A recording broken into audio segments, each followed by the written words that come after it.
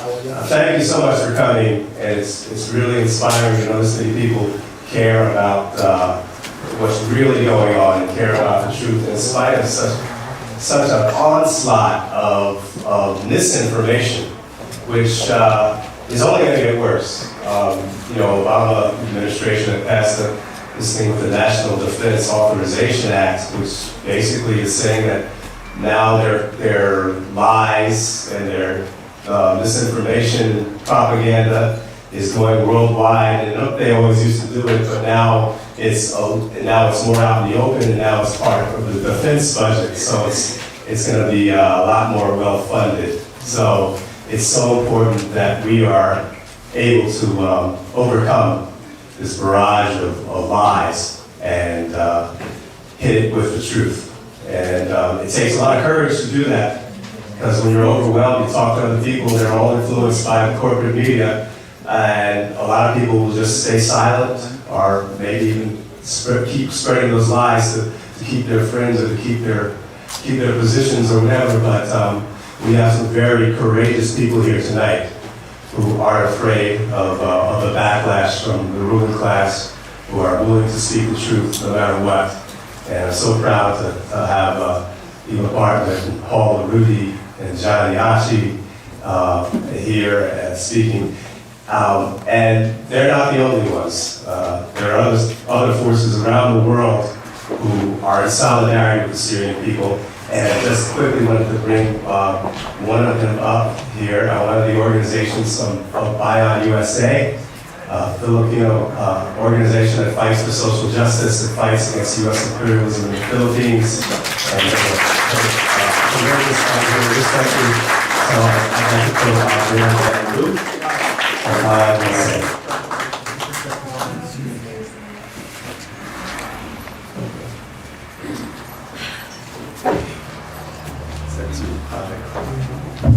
Oh, thank you.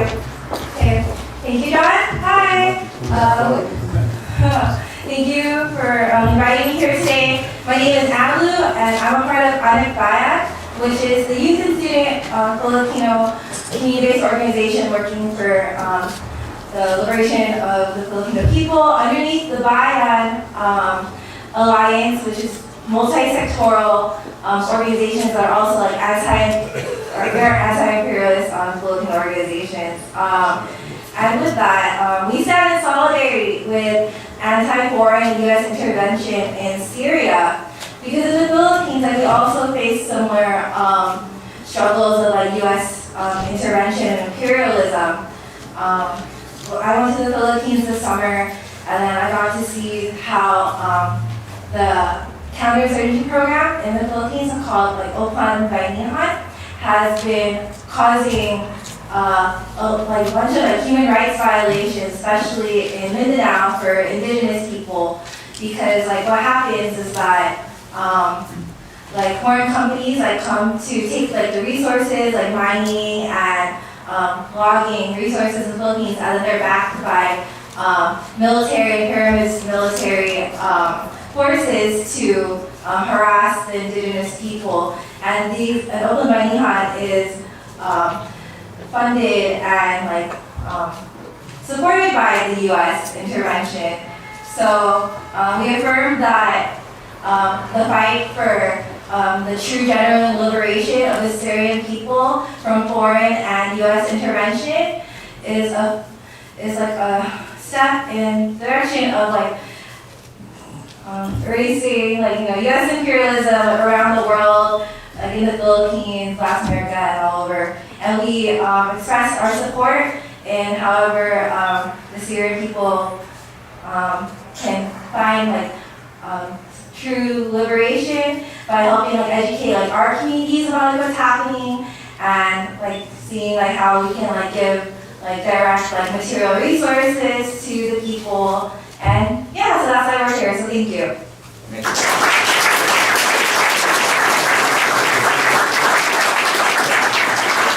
Eva is here, and she's setting up her video stuff, and she'll be over here with the much more capable hands. But there's one person, a resident from Union of Progressive Iranians, who wanted to say welcome in Arabic and English. So, go ahead. All right. I just wanted to thank everybody for being here today and standing up for what is right, not what you just think is right, but what is right, and standing up against our oppressors. And I just wanted to thank everybody for coming here today. And I also wanted to say welcome. So, go Shamati. So,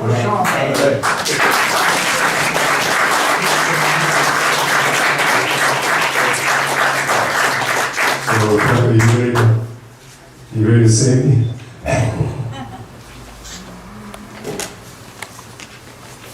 Good. So Rebecca Jackson is going to come up from the International Action Center and she'll be sharing this. I don't know if you all have seen in the LA Weekly, there was an article, a picture of Rebecca with her part of her face bleeding. She was in one of the demonstrations against police brutality, and a cop hit her with a baton and split her ear, gave her a concussion. And she went to the hospital, and what do you think she did the next day? She came out and went to another demonstration. So Rebecca was a very strong fighter for justice, and I think she is. Thank you.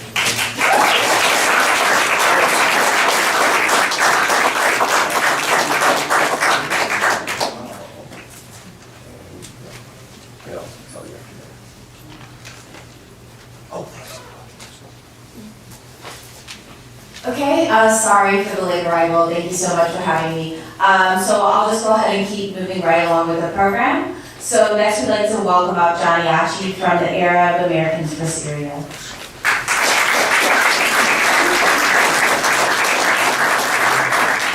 Thank you all for coming and for supporting the Syrian cause.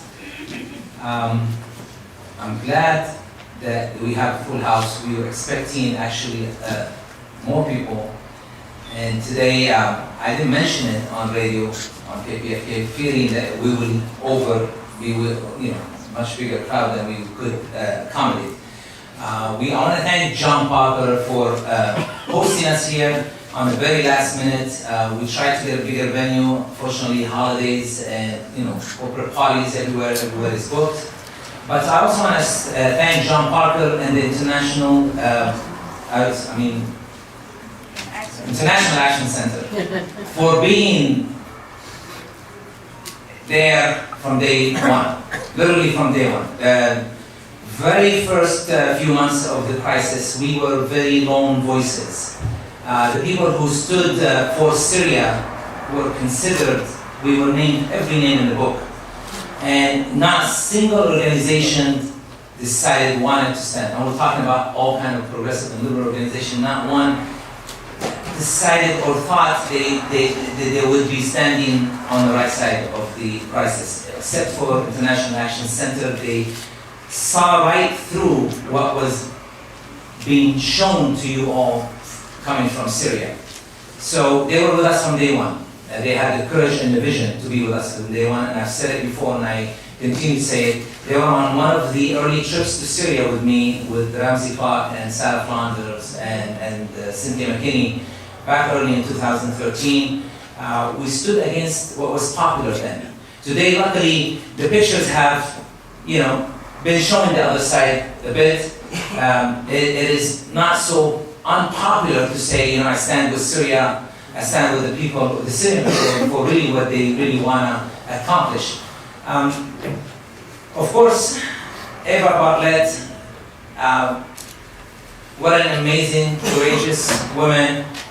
I have met her in Syria this past June, and I'm going to tell you, this last trip to Syria, we were trying on a fact-finding mission. I've done a few trips in the last 4 years. And while I was in Syria, I went to meet with the other side, wanted to go across, to the other side and see what they're thinking. And it was a group of fighters that were fighting on the other side that were in an area that was not recommended for me to go there. And I kept debating, should I go, should I not go? Everyone is recommending not to go. And that's inside Damascus. I'm not going out of Damascus. finally I decided to go, and we've met with some ex-fighters with Nusra and different people. And I was thinking, when I met with Eva a day later, and she was telling me she's going to go to Aleppo, I said, Aleppo? What the heck is going to take to Aleppo? I mean, just to travel to Aleppo by itself is considered deadly. So to be actually living in Aleppo for the last 2-3 months, going back and forth more than once, I have no word to express. I know myself, I wouldn't do it myself, so I'm not ashamed of saying it. So we're going to hear a lot from Eva later on and what she has accomplished in her trip. But it brings me to the 15 minutes that I was asked to speak here. What would I speak about in the last 5 years? There's so much to talk about, but journalism, media, is what arrived, what made Syria, or the destruction of Syria, what got us here is actually the media, nothing else. If you believe me when I say, from early on in the crisis, we realized what we were up against. We would be, even on social media, we didn't think it was such a plan to destroy this little, beautiful, peaceful country of Syria. We would go on Twitter, on Facebook, trying to just raise an opinion. Next thing you know, hundreds of people were attacking us with big comments, large phrases.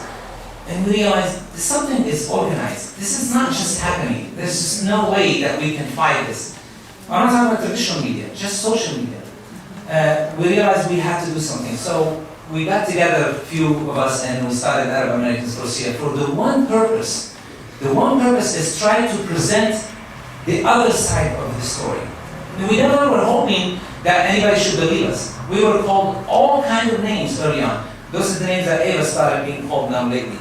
After her video went viral, of course, the press conference that she had 3 million views in less than maybe a week, which is really, really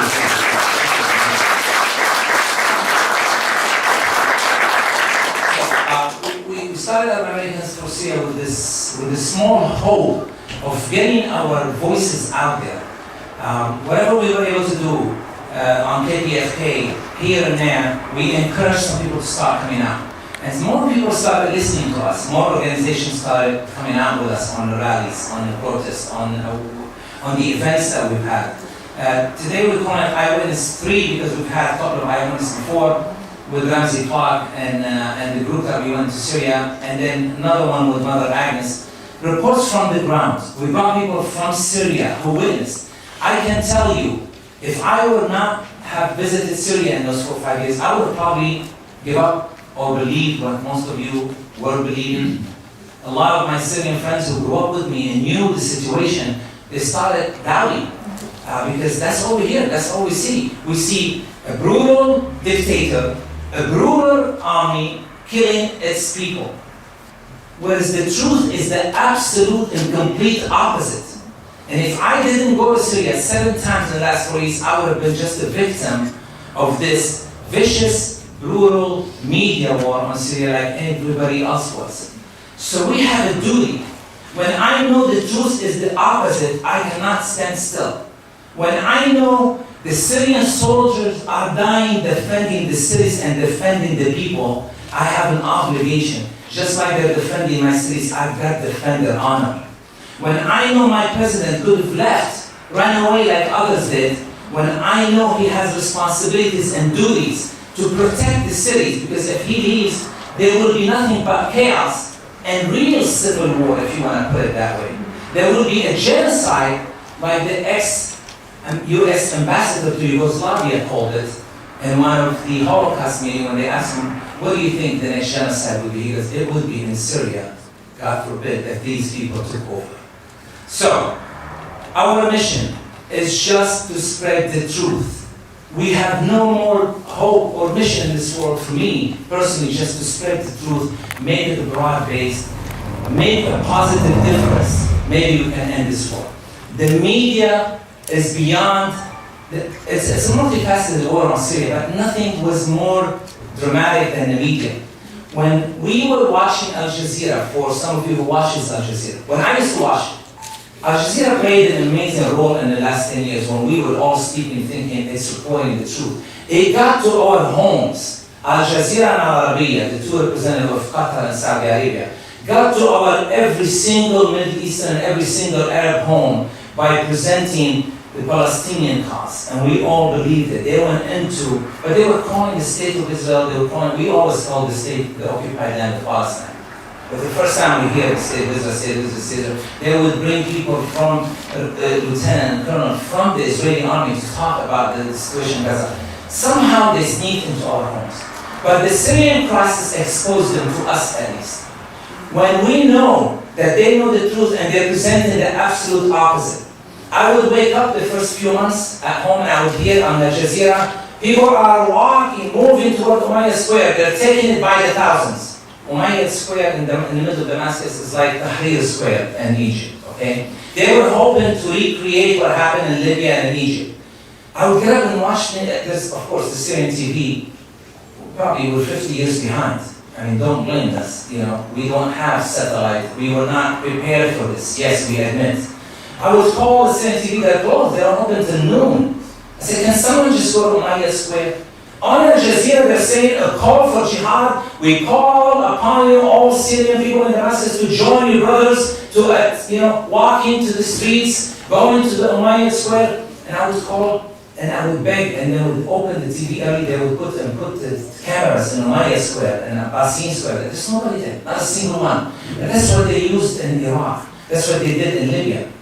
Whoever believed that Iraq fallen completely the way we would picture or imagine, it didn't happen that way. It was one road from the airport to the square where they bombarded, allowed the Americans to come in. They brought down Saddam's plane, right? Saddam's status, right? And next thing you know, 500,000 Iraqi soldiers surrendered because they told them it's over. We won the war. That thing we're trying to do exactly the same thing in Syria. Every event that took place in Syria was the opposite. I was in Damascus when I heard there's 400 points of protest going on Al Jazeera. 400 points of protest. You would think the whole country is erupting in protest. No matter what you called, tell them, do you see anything there? In any part of the cities, the big major cities, not a single, they probably gathered 100, 200, jumped and sang, and somewhere, of course, they filmed this in Al Jazeera. But did Al Jazeera report the hundreds of thousands of people going and pro-government, pro-reform? Never. So we were always seeing something that was not the whole picture. Okay. I do want to talk about facts and fictions, if you allow me. 5 or 6 simple facts that were presented to us as fictions, and we believed every word of it till today. One, that the Syrian army killing its people, and the Syrian army is committing massacres. Let me just tell you this. The Syrian army is made from the people. It's mandatory to serve in the Syrian army. It's not selective, it's mandatory. So if the majority of the Syrians are Sunni Muslims, then the majority of the Syrian army is Sunni Muslims. So the Syrian army, since day one, and the Syrian army, by the way, is a nationalist army. We fought 2-3 wars against the state of Israel. It's an army that built on a very nationalist ideology, not on a sectarian ideology. It's not a militia. It's an army that includes every single one from every town, from every sect, from every religion. So that myth that the Syrian army was killing its people, well, it's the opposite. The proof to what the fiction versus the fact is that every little area gets taken by the so-called rebels, which we'll talk about in a little bit. The people that live in this area run away to where? To the government-controlled areas. When 20,000 mercenaries entered Aleppo, I believe in July 29th, 2012, entered the eastern part of Aleppo, where 1.5 million used to live, 1 million moved out. 1 million moved out to either western Aleppo, which is under the government control, or to the coast, which is the most protected area with the Syrian government. So if this is a genocide against the Syrian people, why are the people in every little town that is taken by these terrorist groups, they empty this town and they run to the areas controlled by the Syrian government?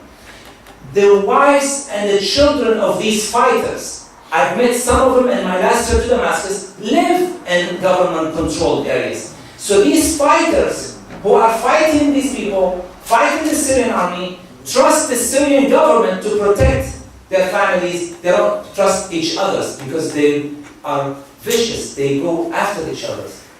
What happens in these areas, they destroy this area. Every little town they enter, they destroy. It's not the Syrian army who is destroying. The Syrian army, after the people cry out help, that they go in. We live in Damascus. Damascus would have been a very peaceful town if it wasn't for the bombardment of the rocket-propelled grenade, or the, what do you call the mortar bombs. Handmade mortar bombs. The rebels, so-called rebels, lives in a small area called Joba. For 4 years we've been suffering.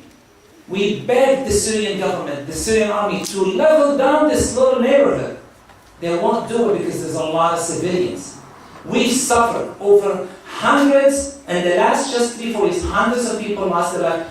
Indiscriminate shelling. Now, if this is not terrorism, I don't know what is terrorism. When you're driving down the street and a mortar bomb just fall on top of you, in schools, in buses, what are they trying to accomplish? How is that moderate? What is the moderate in that part of action? This has been happening for many, many years. Aleppo, the western part of Aleppo, been victimized for the last 4 years from these mortar bombs. And not just mortar bombs, from Grad missiles, because in Aleppo, they can get the heavy missiles that they cannot get into Damascus. Grad missiles, hell bombs. They've been falling, and the Syrian army has been quiet, have been patient. We have a lot of civilians. So when eventually the people feel we need to liberate this, we cannot live like this anymore, and the Syrian army trying to close in becomes a massacring its own people. No one is showing you the whole picture. So the second lie,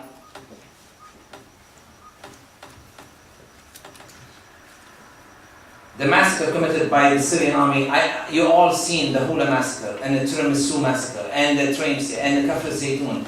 All these massacres, I'm not going to spend time on it, all the evidence point to these killers. But at that time, you guys were not seeing what they're capable of, because ISIS were not publicizing their, viciousness at that time. So no one would believe that all these women and children were killed by anybody other than the Syrian army. Now that we've seen that they've been burning people alive, we've seen them crucifying people, we've seen them chopping heads left and right, show me a picture of one Syrian soldier shooting at a protester, at a peaceful protester. One. Since the beginning of this crisis, I ask anyone to provide me one picture of a Syrian soldier. But I have videos to show you when unarmed policemen were shut down early on in this crisis. In Homs, unarmed. There was a presidential decree back in April 2011 for all policemen not to carry weapons when they're protecting the civilians or protecting the peaceful protest. And one Friday in Homs, 21 policemen were shot down. Sniper. They were sniped. It was never told. We were never told these stories. The third fiction is that all Syrians, or majority of all Syrians, favor regime change in Syria. Well, wow. You go to Syria, you go to Damascus, you ask anyone. Hell no. The answer is always hell no. Even if you didn't like the regime, they will tell you, no, what we know is better than what we don't know. We can see what the alternatives are. No, we were living in peace. We're fine. We don't want. So the lie that keeps saying that all Syrian people want this, we want what the Syrian people want, right? That's not what they tell us, that they want what the Syrian people want. In all Western polls, as early as 2012, the fact is 70% of all Syrians are in support of Assad. In all polls. In January 17, 2012, The Guardian, in May 2013, when NATO admitted 70% of all Syrians support Assad, and 20%, by the way, they don't care. They want to end the war. They don't care who comes in power as long as they end. Only 10%, all the factions of all the different oppositions, of all 100 different names of different terrorist groups, they get only 10% of the support of the Syrian. So don't tell me this is not a proxy war for regime change in Syria if the majority of Syrians are in support of their government. Early on in the crisis, we all stood, we wanted reform, don't get me wrong. We were happy Arab Springs, we all bought it. And even the President Assad, in one of the meetings that I had with him, he said, we enjoyed that change could come faster. The man took power, there was some old battles. Yes, there is some slow in trying to make progress or reforms. Why? Because people don't like change. So it was happening for him a hard time trying to implement a lot of changes, but change was happening and at slower pace. But maybe with this, Arab Spring, we can start reform fast. So the reform started faster, and the faster the reform would happen, the more they push us into destruction. There's nothing we could have done. I tell you what, nothing this government could have done to avoid what we are at today. This was meant to happen no matter what way, which direction you went. Syria was to be destroyed. A proxy war to change regime was happening way before 2011. And from me meeting with some of these factions and some of these ex-fighters, and knowing that they've been training since 2010, way before, and some of them before 2008, that tells you that we were up against way more. A couple more quick fictions versus facts. Civil war. The word civil war. They insist that there's a civil war in Syria. Okay, now in Damascus, it's really the capital with the most mosaic, meaning there is a different, all kinds of Syrians live in Damascus. Meaning you have the Kurds, the Armenians, the Shia, the Arabite. I don't even know what to call them because we never felt there's any difference between any two Syrians sitting next to each other. But they all exist in Damascus. So if there was a civil war in Syria, why aren't these people in Damascus going after each other? Why are they chopping each other's head? Why are they killing each other? Why are they grouping and fighting? In Damascus, when I go to Damascus, I cannot feel safe if my neighbor, my Sunni Muslim neighbor, is not walking with me anywhere. If anything happens to me and say, do you think I'm going to worry about my church to protect me or the army? No. My neighbor will protect me. This Syrian who does not see the difference between me and him. There is no civil war in Syria, my friends. This is a big myth. What's in Syria is a national war. A war of all Syrians against terrorist invasion. Terrorist invasion, unfortunately, some Syrians fell into it. Yes, collaborated. Yes, they sold out their country, but they are just minorities. They're not. Most Syrians do not see difference between one another because we believe we were there way before religions came about. All Syrians have been Syrians for 10,000 years before Christianity, before Judaism, before Islam came about. And all believe in secularism. Yes, the 10%, the Islamists they want to see an ummah, they want to see Islamic Khilafah, but the 90% they don't. Now I have no idea why is the West trying to support those 10%, those moderate rebels versus the majority of the country, if it wasn't for regime change and for protect their interests or steal our resources in Syria. The last one is the moderate rebels. Yeah. I mean, moderate rebels.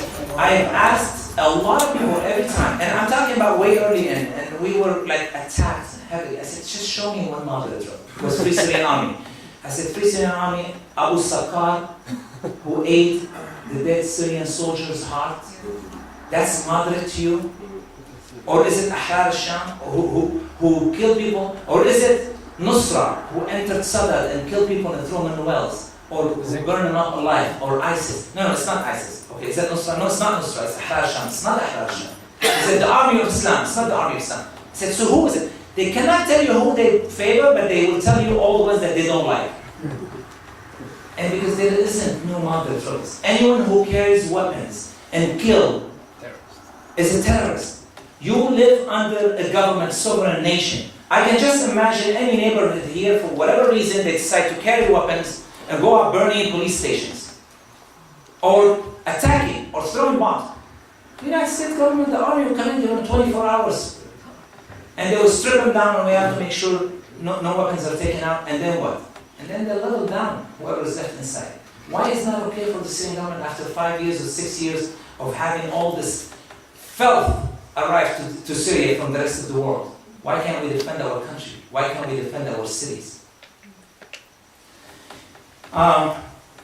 Again, Turkey, tens of thousands of foreign jihadists enter Syria. That's a fact. That's not fiction. 82 different nationalities. Bashar al-Jafari back in 2013, I think December 2012, provided at the United Nations pictures of either passports or identification cards of 82 different nationalities, either imprisoned or killed fighting the Syrian government. 82. Evidence. Nobody cared. Well, if you don't want to care, then stay the heck out, because we need to defend our country. This is our country. And if it wasn't...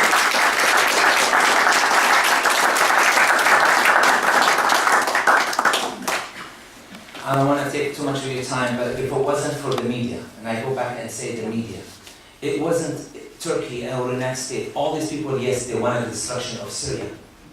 And they financed, and they facilitated. But it was the call for jihad on these media channels that caused all these jihadists to believe that there's a holy war in Syria. That call for jihad by Al Jazeera and over 200 other religious, Islamist, Zionist, in my opinion, channels, okay? Calling for jihad, calling to come in Syria and kill the infidel. I'm the infidel, you're the infidel. Everyone who does not believe in their ideology is an infidel. Our war is the media. We got to win the media war before we can win the ground war. Okay, so we ask you to continue to speak out. We ask, if everyone knows the truth, then there will be enough pressure to stop, to prohibit people from inciting hate. This is inciting hate of destruction of countries by calling for the jihad. This should be shameful in the 21st century for such behavior to take place. I want to thank you for your time. I want to say, yes, I am happy Aleppo is liberated. I am not ashamed. I'm jubilant. Aleppo is liberated. Mark it in the history books. Syria has defeated its imperialist regime. This designed to have the conspiracy against Syria is over. Syria is liberated. Aleppo is liberated. Aleppo has not fallen. Aleppo has liberated. Thank you so much for your time.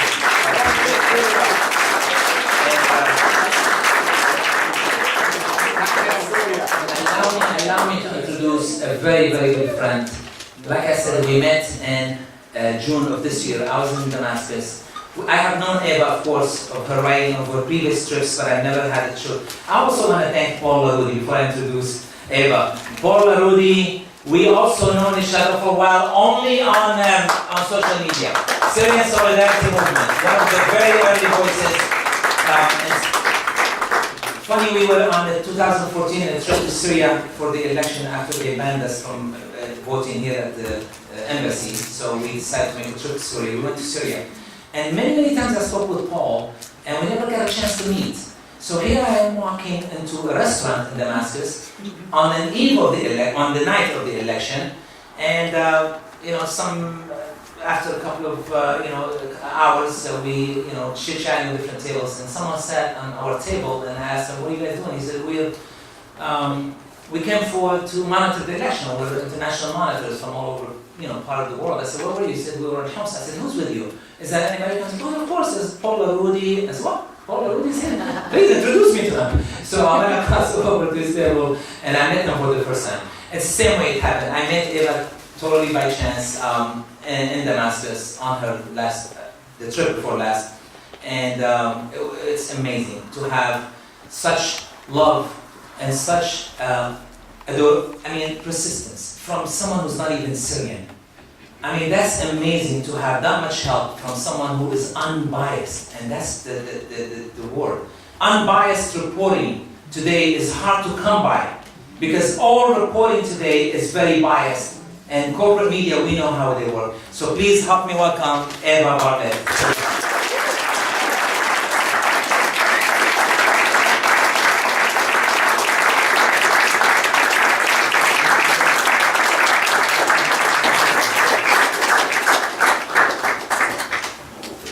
So I'm going to start off by saying I echo this tail end words. I couldn't have said it better. And then I'll follow up by saying, obviously I'm a paid agent of Syria and Russia. Some of you might have seen this video going around after having done a press conference at the UN, and it's gotten a few views. Yes. And because of that, I've gotten a few messages, and some articles have been written about me, hence the comment about being a paid agent. So right off the bat, I will say, one can visit Syria and observe and interact with Syrians and hear exactly what Johnny has said. And one can report that without being on the payroll of Russia or Syria. And that is my situation. And obviously, the way I'm dressed, if I was paid, it'd be just a little bit better. And I will address just a couple of things. There's an article on Snope. It's basically around something I said, and I'm going to get into it in today's talk, about two instances of propaganda that have been used against the Syrian government and Russians. One is about the Quds hospital, and one is about children who've been seen in different instances and have been used to pull on heartstrings of people to thus do something, which usually involves safe zone, no flying zoning in Syria, so they can impose regime change, which has always been the plan. But before I get into all that stuff, I just want to say, Johnny touched on many things that I always try to talk about, so now I don't have to, but I will corroborate what he said. For example, let's see. Yeah, so for example, the whole issue of unarmed protesters. I've been to Syria 6 times now since 2014, and have traveled largely on my own or with a translator, but often on my own. I've spent months in the country and traveled around to Homs many times, to Aleppo 4 times, Latakia, Tartus, Masyaf, Jadle, Sweda, Masula, I think that's it. I haven't been to the areas where al-Nusra and their allies, whatever color, whatever faction, whatever badge they're wearing, I haven't been to those areas for 2 reasons, 2 main reasons. One, I don't feel the need to validate them. They are mercenaries, and they are terrorists. And if you go to Syria and you experience just a fraction of what Syrians have been enduring for nearly 6 years now, you also will call them terrorists because they're all committing the same heinous terrorist acts. The media has dressed up FSA and Afad al-Sham, notably the Zinki as moderates, but they have committed beheadings, and they have committed, for example, the beheading of a 12-year-old or 13-year-old Palestinian boy, Abdullah Isa. The so-called moderates that are doing the Zinki can be seen online methodically sawing his head off. These are the moderates the West wants to bring democracy and human rights to in Syria. But on the note of protesters, on my summer visit to Syria, I met a young man who at the time was 24 years old. He was a soldier. He had been based in Damascus, but he was sent with about 300 other soldiers down to Dara to keep the peace. This was he was sent in March 2011, and they were specifically told they could not bring weapons, so they only had batons. Now this is just his testimony, but I'm inclined to believe it because it is corroborated by other articles and other investigations. And basically the way he said it was, the first 3 Fridays, they had no weapons, they were gunned down. Not that every single protester had a weapon, but amongst the protesters, there were people that had weapons, and they were shooting on both police and soldiers. The first Friday, 29 were gunned down, the second Friday, 52 were gunned down, and I don't remember how many were killed the third Friday. But the point being, the government did not allow them to have weapons because it was trying to defuse the situation. And yet, Al Jazeera and all these other corrupt, Gulf or imperialist media were saying a different story. And in fact, he said, Eva, I saw footage from those first protests being shown later on Al Jazeera, and they were saying this was now May or June. They were using footage from the March protests in which there was chaos and firing. They weren't showing who was firing, and they were saying this just continued, this is June. As Johnny said, all over Syria these types of things were happening, and I would refer to my first visit when Paul, Larudi, and other colleagues of the Syria Solidarity Movement, we were there and we went to various places, including Latakia. And in Latakia, we met a woman who's been living there for 20 years, and she said, maybe it was mid-2011 at this point, she's referring to a day in which the LA Times had said, chaos, security forces, soldiers, army, shooting on people, killing people, massacres. She said, I I had been out doing errands and been to every place the LA Times listed in that report, and there was none of that happening. And I've heard this again and again and again from Syrians. So again, it's their testimony, but I'm inclined to believe them before I would believe a Gulf-funded media or an imperialist agenda media. On the note of areas that where the government has allowed women and children of fighters to live, there's one specific example I can give, and it's called Gazi. And I think it came under a truce deal in, I want to say early 2014. So you will find actually fighters, I can't say, I think they're either FSA, they must be FSA, at the gate to this community having weapons. And so the deal is they can have weapons to ensure security within the community, but they're not supposed to fight against the army. This, I would say, on the part of the government, is a massive amount of trust, and maybe allowing these people to remain there. The women inside, maybe their husbands or loved ones are still in Jobar and firing these dirty mortars onto Damascus and fighting against the Syrian army and people. One time when I was going through Gaza, returning from Homs or Malula or somewhere, one of these, I was taking photos, I'd asked if I could, and after I took a couple of photos, a sniper fired at our car. So that's to say, the army, the Syrian government is enabling these people to be there and hoping that they're going to keep the peace on good faith, but they do break it. And yet the Syrian government continues to allow them to be there because they've always been trying to reach some sort of political solution, but you'll never hear about this in our media. The other thing I want to touch on is the issue of sectarianism. As Johnny was saying, about walking with his Sunni friend, or everywhere I went in Syria, people told me, first, I'm Syrian. They insisted that they wouldn't even talk about their faith, and it was considered rude to press them on it. But when I did, I would find out the same thing. People intermingled, intermarried, sharing one another's religious holidays. This sectarianism is sent from outside, and it's not part of the Syrian fabric. And it's a way of confusing people outside, of making people think, just like they've done with Palestine. We know with Palestine they say, oh, the Jews and the Muslims couldn't get along for centuries, for millennia. We know that's not the case in Palestine. It's not about Jews and Arabs. It's about the Zionist political agenda, genociding Palestinians. And with Syria, it's not about Muslims, it's not about Sunnis versus Alawis. It's a foreign war on Syria, and all faiths are fighting against it. So that's just to corroborate a lot of what Johnny said. I could say more, but I think you probably want to hear some things about my trips to Aleppo. As Johnny mentioned, it is dangerous to go there for various reasons. The highway leading to Aleppo, called the Canasser Highway, and even the highway leading from Homs to Canasser. So Homs is rather central Syria. The Canasser Highway is the alternative highway going to Aleppo because the main highway passes through territory occupied by terrorists or militants. So for years, the only highway people have been able to use is this much smaller one, a long detour. And on either side, it's flanked by ISIS or al-Nusra, sometimes just 5 miles away. And ISIS does actually creep onto the highway at night and lay landmines. So it's dangerous for those reasons.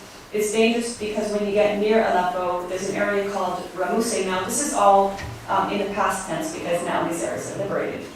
But at that time, Ramuse, just beyond Ramuse, there's a district called Sheikh Said, and it was occupied by terrorists who would snipe on people on Ramuse, the road, or that would even shell that area. So it was very dangerous. I know a doctor, Dr. Nabil Antaki, whose brother was murdered a few years ago. He was basically taken off a bus by these terrorists and just shot dead. And the other ways it was dangerous was simply by being in Aleppo. Because, I'm sure this audience doesn't need to be told, but when our media refers to Aleppo, they didn't mean Greater Aleppo.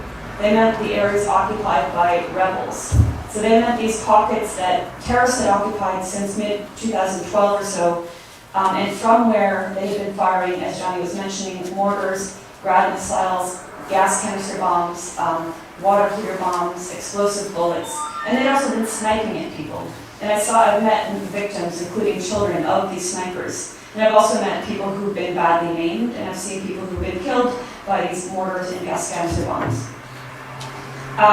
Most of you are probably aware of cooking gas in Syria. That's the main way that people cook. So there's varying sizes, but the standard size is maybe this high off the ground. And these basically have been rendered into bombs by adding a tail, stuffing them full of explosives, and stuffing them full of shrapnel or bits of metal to ensure more damage. This is also actually something the US, I'm sure, does with their dirty bombs, and it's something the Zionists do, because I lived in Gaza for 3 years, and I saw the effects of a dart bomb. And it's the same idea. You stuff it full of darts or shrapnel, and it inflicts more damage on people. These moderate rebel terrorists have been doing this, have been firing these on Syrians for years, and our media isn't speaking about it. And they continue to, from areas outside of Aleppo or the remaining areas within Aleppo, that there is still a small amount of terrorists occupying. And for years, in the last 5 years, according to the head of forensics, Dr. Zahar Hajo, 11,000 civilians have been killed by these bombs or snipings. That's 11,000 men, women, and children. And we don't hear about that. And we also don't hear about the hospitals that have been hit by these terrorist bombings. One of the major ones is the Al-Kindi Hospital. It was the largest and the best cancer research hospital in the Middle East. It was destroyed in late 2013 by Al-Nusra truck bombings. The director of Al-Kindi is a man named Dr. Ibrahim Habib, who I met in my last visit to Aleppo. Dr. Ibrahim told me he'd been the director for 12 years. When the hospital was occupied in 2012 by terrorists, he talked to whatever international agencies who you would expect would be outraged, as Ban Ki-moon is always outraged when these alleged strikes in hospitals occurred. Nobody gave a damn, and nobody really did anything to liberate these hospitals from the clutches of moderate terrorist rebels. And in 2013, when it was exploded and destroyed by these truck bombs, he said there was no reaction, silence. Now you fast forward to 2016, and this year there's been nonstop chatter, propaganda largely, about hospitals hit. Now there may have been some hospitals hit, but it also has to be recognized that in areas of eastern Aleppo, terrorists weaponized schools and hospitals. So there is a reason in certain instances, if hospitals have been hit, there's a reason, and we can get into that soon, including evidence to this fact. Another hospital that's never talked about was the maternity hospital. This was in Greater Aleppo, and I visited it. It was destroyed internally, and I'm not going to be, what's the word I'm looking for? I'm not going to exaggerate like the corporate media is. It wasn't leveled, it wasn't reduced to rubble like MSF said at the Quds Hospital. It was internally gutted because the terrorists fired a rocket which landed in a parked car outside, which exploded, exploding 2 or so neighboring parked cars. And you can see this footage on Ruptly, I've seen it, and it gutted the inside of the hospital and destroyed the equipment and killed 3 women. And there was almost no mention that no mention in the media that I'm aware of, even though this was a hospital target, and this is apparently a war crime, except when the terrorists do it. So I just want to talk a little bit about what life has been like for the people of Aleppo over these past few years until recently. Because the terrorists did occupy areas where the water pumping stations were and where the power plant is, for years people in Aleppo have suffered for want of water and for want of electricity. Now, I also know, just harkening back to my days in Gaza, I lived in central Gaza, and because the Israelis destroyed the only water power plant, for years Gaza has been hobbling around on insufficient and inadequate electricity. The lack of electricity affects everything. It affects healthcare, it affects the ability to pump water if there is running water, it affects every aspect of life. People in Aleppo, if they could afford it, were buying electricity from generators, but many people couldn't. So there's a segment of the population that have for years been living without electricity. These would be the people most likely that are living on the front lines, also being sniped at by terrorists. And if you go to these front lines, as I did, you will see large screens set up to, it won't definitively protect them. They can still shoot through the screens. They're just metal, pieces of metal. But the idea is they block the view, so probably they won't be shot at because the terrorists aren't going to waste all their ammo every single day. Also, the lack of electricity, as I said, affects water. The water situation was such that finally government officials and independent associations dug something like over 300 wells just to compensate for the lack of running water. And not all these wells were drinkable water, so you had then cases of people drinking contaminated water and getting ill from it. And I think we might all remember this past, I think it was last summer, or maybe a year ago, there was a very critical situation where if you were following Syria, you were seeing people trying to get water from any source. And if you were following, independent or Syrian media, there were many cases of people getting ill and even, I'll just leave it at getting ill from drinking contaminated water. This is all preventable. But this is a way that the terrorists were punishing people in Greater Aleppo because they rejected this phony revolution and they stood with their government. When I was in Aleppo in November, I went twice in November for my third and fourth time. The third time I joined, and I want to make this point very clearly, I joined a group of foreign Western journalists, including from BBC, New York Times, LA Times, and some other media I wasn't really aware of. The leg of the journey from Damascus to Aleppo was covered by the Syrian government. We went in a bus with military escort. So we did not pay for that, but we did pay for the hotels. And otherwise, every time I've gone to Syria, I've paid my own expenses, whether with my money, borrowed money, or fundraised money. I'm just making that point again for the Snopesters out there. But when we were there for 3 days. So on the first day, we all together went and visited these areas, predominantly Christian areas in the old city that had been ravaged by terrorism, churches that had been leveled, areas where the residents had left because the terrorism was so bad. And even in some areas, we were told, don't speak loudly, do not use lights because the snipers will shoot on you if you do.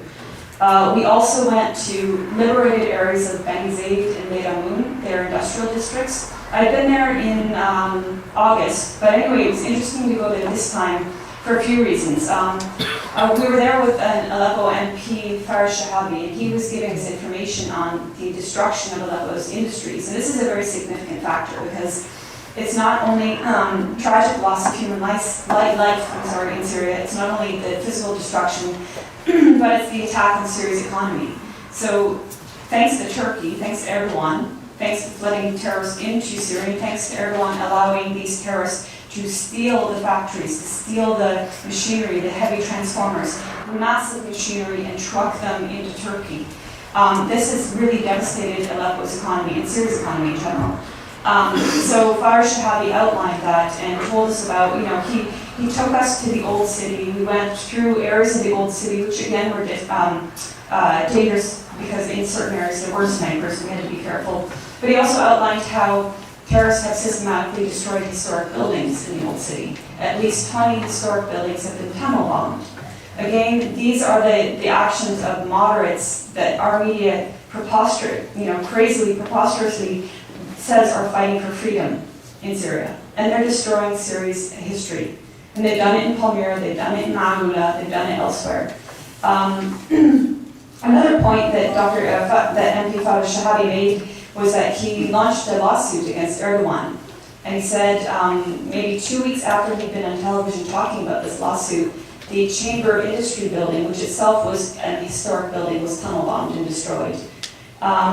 There were other things that he had to talk about, but interestingly, when we were in Leir Amun, 2 more points I want to make there, 3 more points.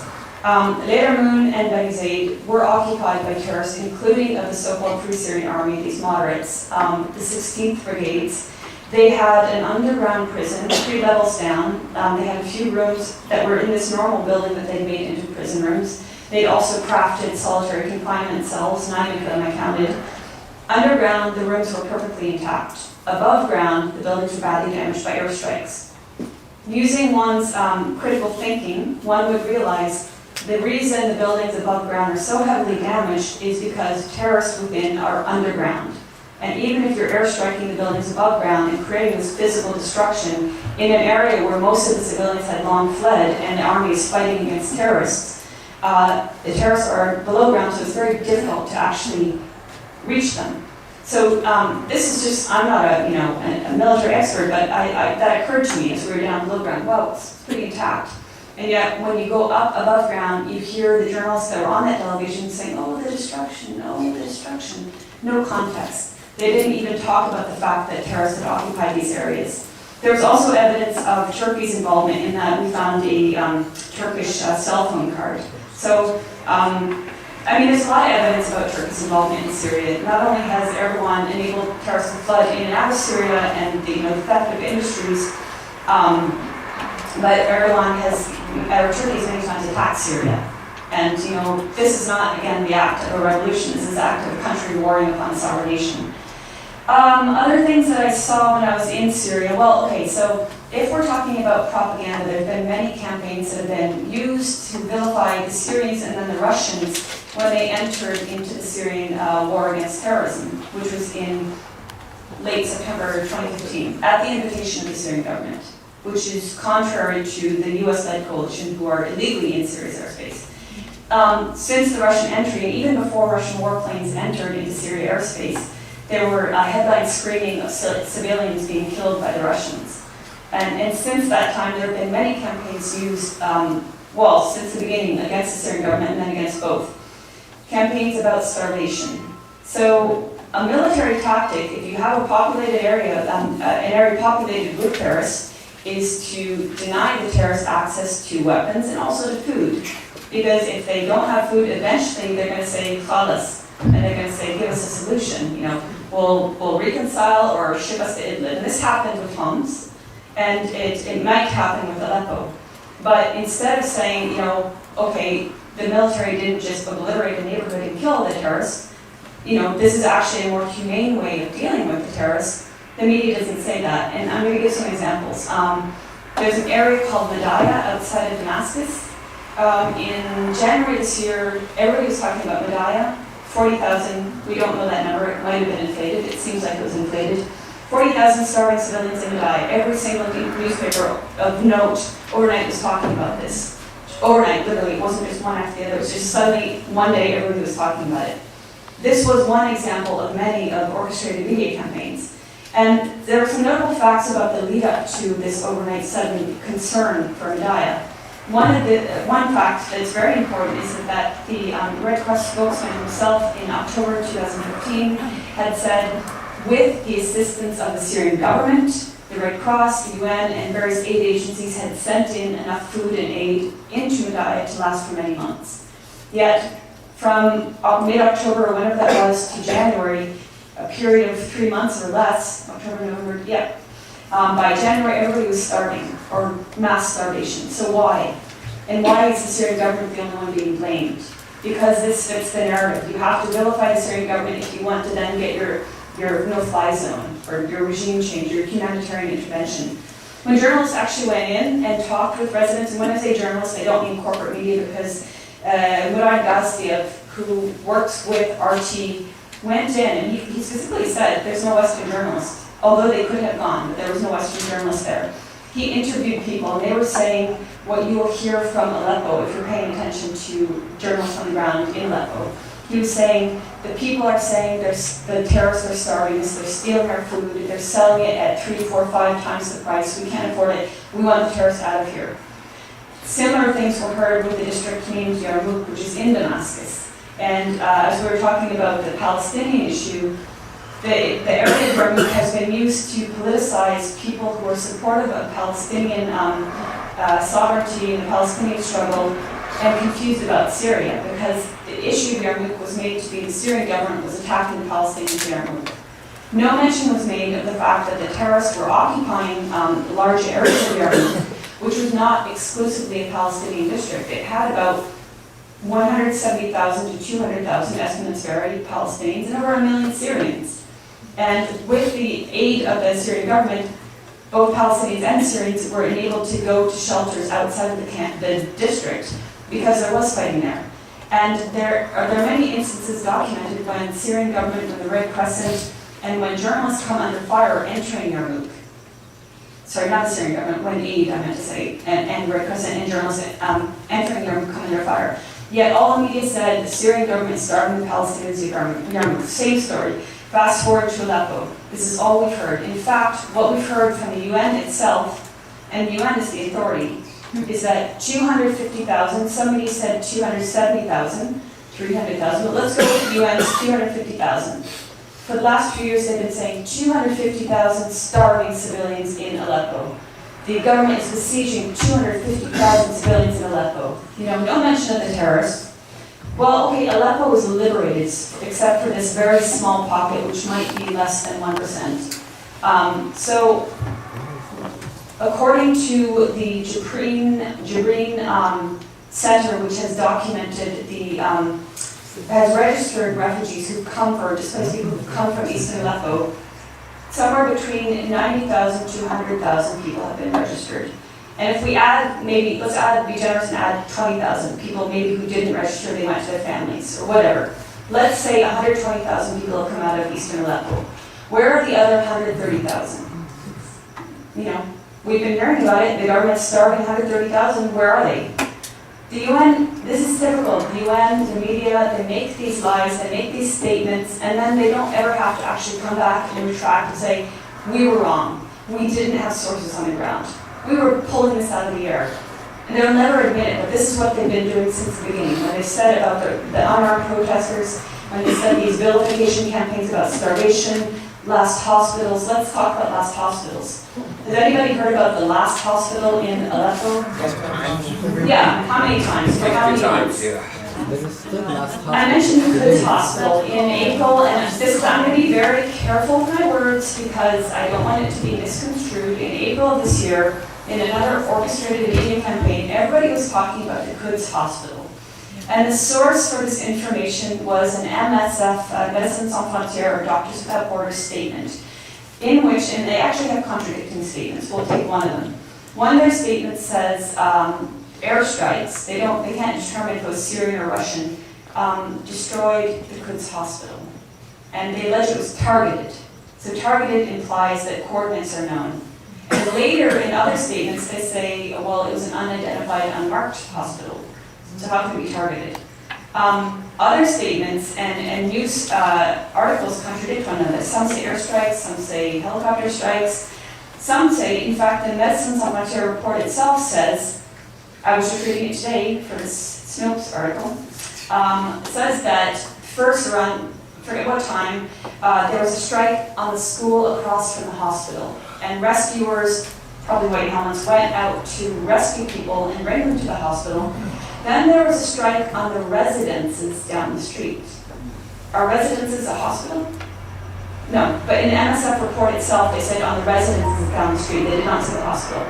So there are contradictory reports. But the fact was for everybody to say the Syrian government or the Russians are striking hospitals, they are evil, we must do something. And now, fast forward some months, and I'm again going to make reference to this Snopes article because in September, The Guardian reported that a hospital in Al-Sukari district, which is the Quds Hospital in southeast Aleppo, was treating victims of chemical weapons from the Syrian government. So one of the other Médecins Sans Frontières reports said the hospital was destroyed. You can find tweets of it saying it was destroyed. It wasn't damaged, it was destroyed. Does that not imply completely non-functional? So in September, it's suddenly functioning, treating victims of chemical weapons. Another point about the chemical weapons, at some point, 2013 or so, terrorists occupied the only chemical weapon, the only chlorine factory in Syria. This is a fact that even corporate media have reported, but then they forget when they make their allegations. I actually, in University Hospital in November, I saw some victims of what appeared to be some sort of chemical gas attack. And they were being treated with oxygen, and they were seemingly suffocating. And these were people that genuinely, according to doctors in the Al-Razi Hospital, were suffering chemical attacks. And we asked them, has this happened before? They said, yes, we believe that mustard and chlorine have been used on our people in Aleppo. So there have been actual chemical attacks perpetrated, and even Carla Del Ponte admitted that the Khan al-Assad attack, which I think was 2012, maybe 2013, was done by the rebels with sarin. And then Seymour Hersh's article traced the routing of sarin from Libya or something through Turkey to the rebels. So there have been so many allegations against the government, and time and again, it's been the rebels or the terrorists. This is not to say innocent people don't die, it's a war. The country is fighting a war against terrorists, and there will be innocent people who die on both sides. But overwhelmingly, the situation has been, as Johnny was saying, the Syrian people is of the people. And everywhere I've gone, I've seen the people respect the Syrian army to the extent that there's a gentleman in the audience here.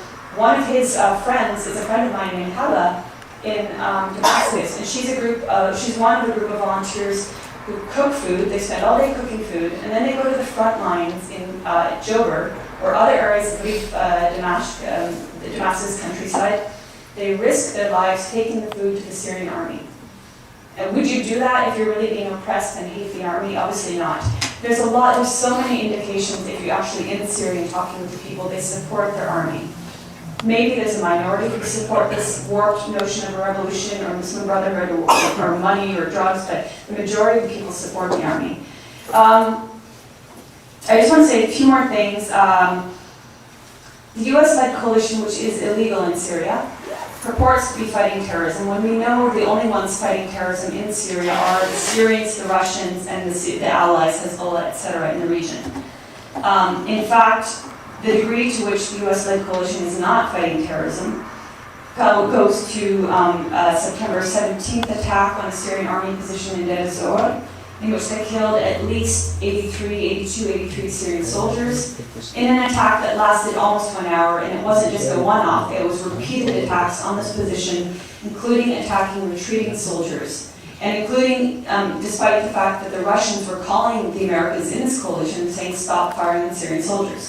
And until this day, the American government has not actually said, I'm sorry, we committed this attack, this premeditated attack. Instead, at first they said we didn't do it, and I think later they said whoops or something. And a few days later, then Samantha Power was saying barbaric, referring to Syria and Russia, over some false flag attack in West Aleppo.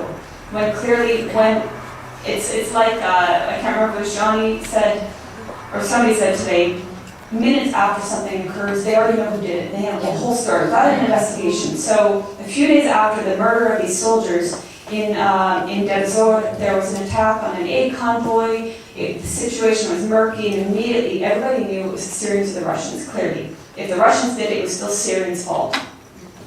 When we actually had time to look at the facts, it was clear that it was in an area controlled by either Nuruddin Zinki or Ahrar al-Sham or Nusra, I forget which, but controlled by terrorists.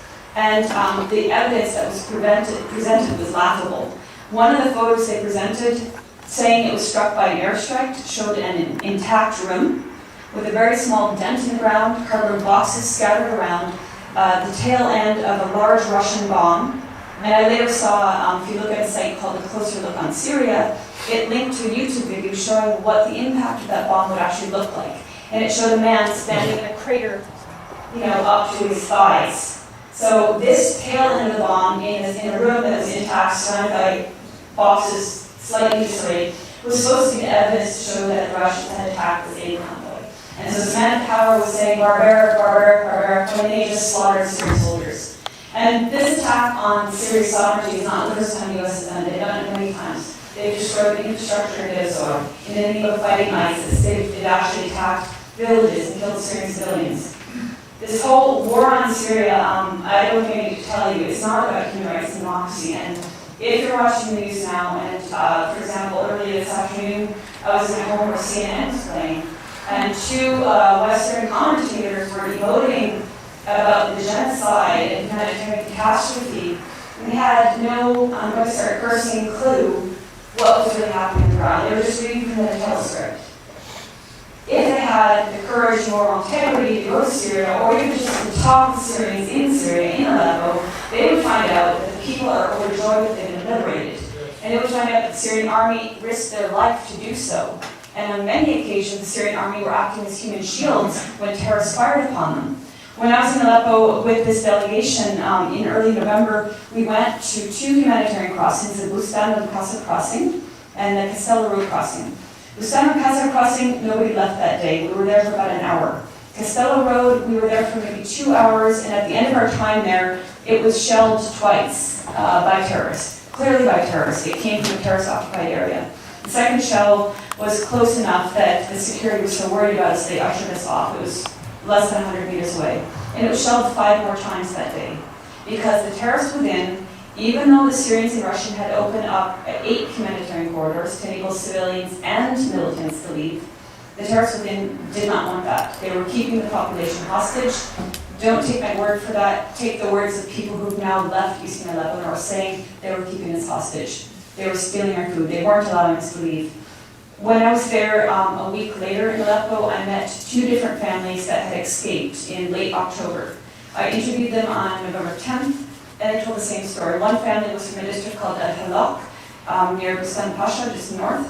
And they said, we tried to leave twice before, and they violently prevented us from leaving. They also said the same things about food being stolen and hoarded. The other family were from Tariq al-Bab, also kind of northeastern Aleppo, and they had tried to flee 4 times before and been violently prevented. So these stories abound, but you aren't going to hear it on our corporate media. If I could play a short clip from Aleppo, it would just take a minute just to hook up the computer. I'd like to share with you a voice of a woman, a very articulate woman. I had been on a local TV program, and she stopped me as I was walking through Aleppo University campus. And actually, I'll just tell you why I was there at that campus. I was there because I heard that at Aleppo University, of 20 residences, 16 were housing displaced people from eastern areas of Aleppo, or areas of Aleppo that had been occupied by terrorists. And over the years in Aleppo, there was something like, I believe it was something like 500,000 or 600,000 people had left areas occupied by terrorists and taken shelter in government-secured Aleppo. And I met some of these people in other areas like Latakia, driven out by terrorists, starting their lives anew in different areas, living in very harsh conditions because there's a mass of people. There's like 7 or 8 million internal refugees in Syria. And they all go to government-secured areas, whether Aleppo, Latakia, Tartus, Jebel, Homs, Damascus, Saida. And these are people, Sunnis from Daraa, Sunnis from Hasaka, Sunnis from Deir ez-Zor. And I'm only making the Sunni point because we're told it's a war against Sunnis, and that's complete crap. Aleppo was predominantly Sunni, and people rejected this so-called revolution. Anyway, so this woman, when I was there at the university residences, which housed maybe 15,000 IDPs, and which the week prior had been attacked with a rocket attack by these terrorists, killing at least 4 people in my family. This woman stopped me to chat, and she was so heartfelt when she was talking. I said, "Can I please record you?" So if I can just pause for a moment to hook up the computer, I'll show you what she had to say.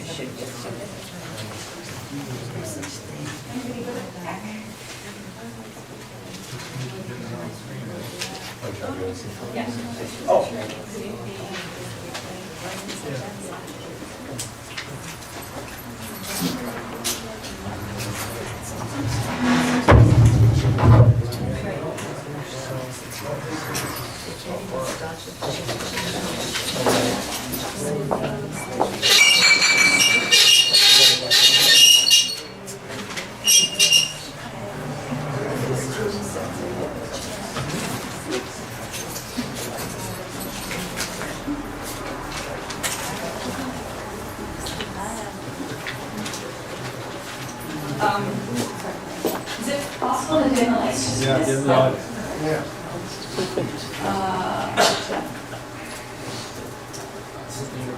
Oh, that's it.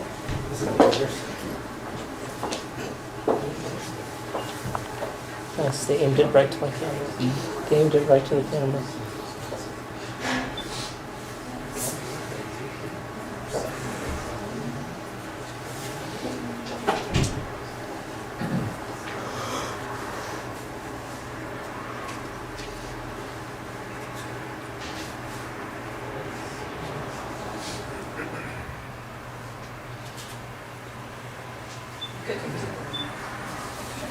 Very simple.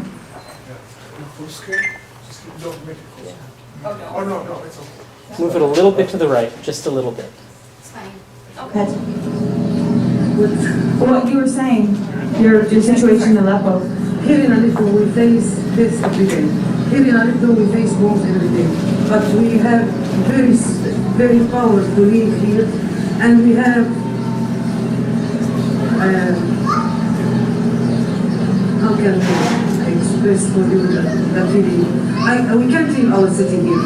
We can't leave our city for these people which they want to take our lands, which they come from out of our country. They want to kill us. They want to take our country. We can't leave this.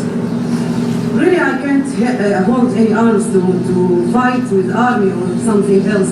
But I can fight when I stay in my home, when I stay in my city, when I try to change anything bad.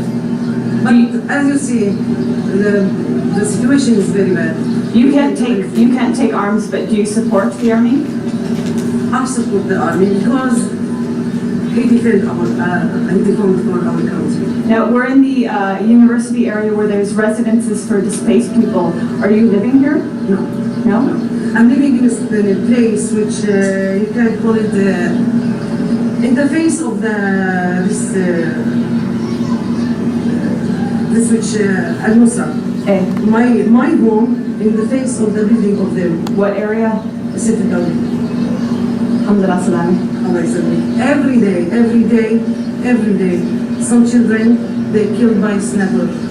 Every day, a lot of people killed by bombs. Every day by Jarrah gas. Every day. But we're still there, and we're still living there. And we want to live there. We don't want to leave our country. Because these people are not Syrian. These people, they have the money to kill us and to take our money and to take our city. But we are not going to give them to take this. Anyway, we support our Syrian army because really they do the best to keep our country. Do you have any relatives in areas of East Aleppo occupied by terrorists? Thank you. Okay, so that is the spirit I met where I went in Syria, that steadfastness, that defiance and unwillingness to be driven out. Yes, people have left. There are refugees outside of Syria. There are people who left due to the fighting. Maybe they're also against the state. And there are people, hundreds of thousands, who left due to the economic situation, the devastation of the economy, due to 6 years of war against the country, and also the criminal Western sanctions. But there are so many people who stayed and are fighting for their country in whatever way. Like she said, fighting by staying, fighting by not being driven out by these terrorists, or supporting the army, whether they're in the army, a local defender, or bringing food to the army. I'll wrap it up. I just want to make a couple of points. In terms of our media sources, corporate media will tell you some truths because, I'm not an expert on how it works, but it's clear that there have been orchestrated campaigns to misguide people, and it's clear that corporate media has obfuscated many, endlessly on Syria. But also, when you hear reports, and especially now, when you hear reports, listen carefully to who they're citing or sourcing. Are they citing the SOHR, the Syrian Observatory for Human Rights, who is one person who hasn't been in Syria for something like 15 years, who is determinedly anti-government, and who has an agenda which supports regime change, and who himself relies on activists or unnamed sources? That's one. Are they citing the activists or unnamed sources themselves? And I've seen a few recent articles, very interesting, naming some of these characters who were routinely cited. And they're portrayed as, activists, but many of them have affiliations to Jabhat al-Nusra, Ahmad al-Sham, Free Syrian Army. Are they quoting groups like the MSF, which, yes, they support hospitals in Syria, but only in al-Nusra areas, and they themselves rely on unnamed activists? Are they quoting the United Nations, which on a December 13th, in one of their most recent lies, in a December 13th report, they accuse the Syrian government of killing something like 82 people, yet they don't provide a single source, no credible evidence. So we're supposed to believe this group that has routinely lied, that said there was 250,000 starving people in eastern Aleppo, and was wrong, and has been wrong in many things, and has chosen to ignore things like Israel supporting terrorists, patching them up in their hospitals, and funneling them back into Syria to fight. We're supposed to believe this is credible when they say the Syrian army, which is just, they don't say which is just, this is in parentheses, which is just liberated Aleppo, is wantonly slaughtering people in the remaining areas and not providing a single source. And this is the source of all corporate media reporting now on this massacre of people in Aleppo this week. There's one other source, there's a few other I want to mention. The AMC, the so-called Aleppo Media Center, is funded by the West. The White Helmets, the so-called Syrian civil defense, are funded by the West, and not lightly. They're funded by at least $100 million. What do they need $100 million to do with if they're just local grassroots rescuers rescuing something like 60,000 people over the years? This is what they claim. The right livelihood description is that Syrian civil defense saved over 60,000 people in Aleppo and in Idlib and in Nusra al-Qaeda areas in which they solely operate. So why then, when I went to Aleppo 4 times and talked to people who have loved ones in East Aleppo, who they communicate with and who they're worried about, why did nobody know about the White Helmets? If they're communicating with their friends and loved ones in eastern Aleppo who are being saved by these noble, valiant rescuers, why aren't they telling the loved ones in greater Aleppo? Why is why have the majority of people who came out of eastern Aleppo and who have spoken to colleagues like Vanessa Beeley, Andrew Ashdown, Jan Oberg, who were on the ground this week in eastern Aleppo, who visited this Jabreen Center, who visited other areas that were occupied by terrorists, and who spoke with and took the testimonies of people, why did nobody hear of the White Helmets? It's because they are a propaganda group, and they were up for the Nobel Peace Prize to validate them, to make us think that they're credible, that they are liars. And they have the slickest propaganda, although it's not that slick, if you actually watch it carefully, sometimes it's just the most absurd propaganda you could see. But this has been so effective, this propaganda. People who are working, who don't have time to really think, and they just turn on CNN, Fox, BBC, Democracy Now!, and they get their soundbite news and they're told civil war, revolution in 2016. They're told all these lies that we shouldn't be believing by now. People, they'll get these soundbites about the White Helmets and they'll think, just a few days ago, my dear friend, Nancy sent me a message and said, Eva, I'm so sorry, you must be heartbroken about Aleppo. And she wasn't being sarcastic, she was being genuine. And I said, no, I'm ecstatic. Aleppo's been liberated, why would I be heartbroken? And I realized that she was seeing the news that, she was believing the news. She's not a stupid person. She's a woman that has a family that turned on the news and was told that there's a genocide in Aleppo. The media is not reporting the truth on the ground. I want to end just with a few quotes. One from John Oberg, who I think is Swedish, who I just said was in Aleppo. And a few days ago he wrote on Facebook that he was at this Jabreen reception center for displaced people from Eastern Aleppo. He said, all I talked with today expressed their joy and their freedom for the end of the 4-year siege and for the assistance from the Syrian government and army. And he said they were told 90,000 to 100,000 had left Eastern Aleppo. This is after almost all the areas except for a small pocket had been liberated. And then my friend and colleague Vanessa Beeley, whose research into the White Helmets, I really recommend you read 21st Century Wire, or if you want, just watch a short 5-minute film, White Helmets, Al-Qaeda with a facelift. Very good film.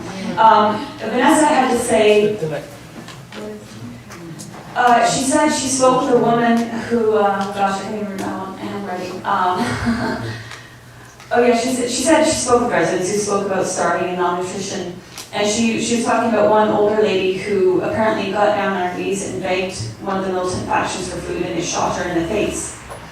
And Vanessa, I think I'd like to end with her words because she's on the ground and, our media is lambasting her, calling her a conspiracy theorist or a paid agent of Syria, like they're doing with me and like they do with Johnny and like they do with anybody who speaks the truth about Syria. She said your media and propaganda have supported the incarceration, torture, and abuse and horrors that these civilians have been living for years. So I guess in conclusion, please do what you can to educate people and to contest this lying media. And if you see people like Vanessa being slandered in the corporate media, or Johnny when he speaks out, come to their support. Don't let them be defeated. They won't be, because people like Vanessa and Johnny know what the truth is, and we're going to walk with the truth, no matter what. But please do support people who are telling the truth, because it's not just about them and their egos or their, wounded, whatever. It's about the lies which lead to more deaths in Syria. Thank you.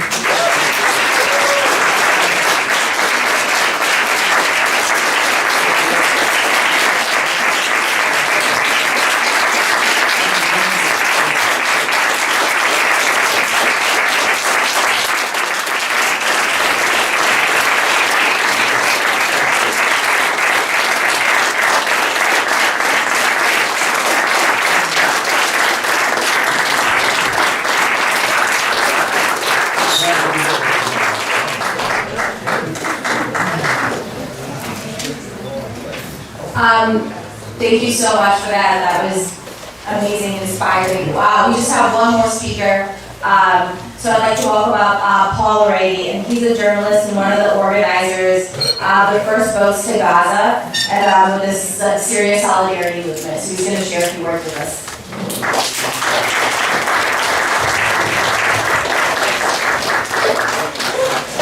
Well, any of us could talk for hours or days on this subject, and I've got plenty of stories too. But you understand the basic principle here that that we're being lied to. Have any of you been lied to by the U.S. government and media before? So what I want to say. I can't speak softly, I'm sorry. I can't hear you very well with the microphone over there. Sorry? We can't hear you very well with the microphone. With the microphone? It is now. Okay, like this? Yeah. All right. Okay. I like to hear my own voice.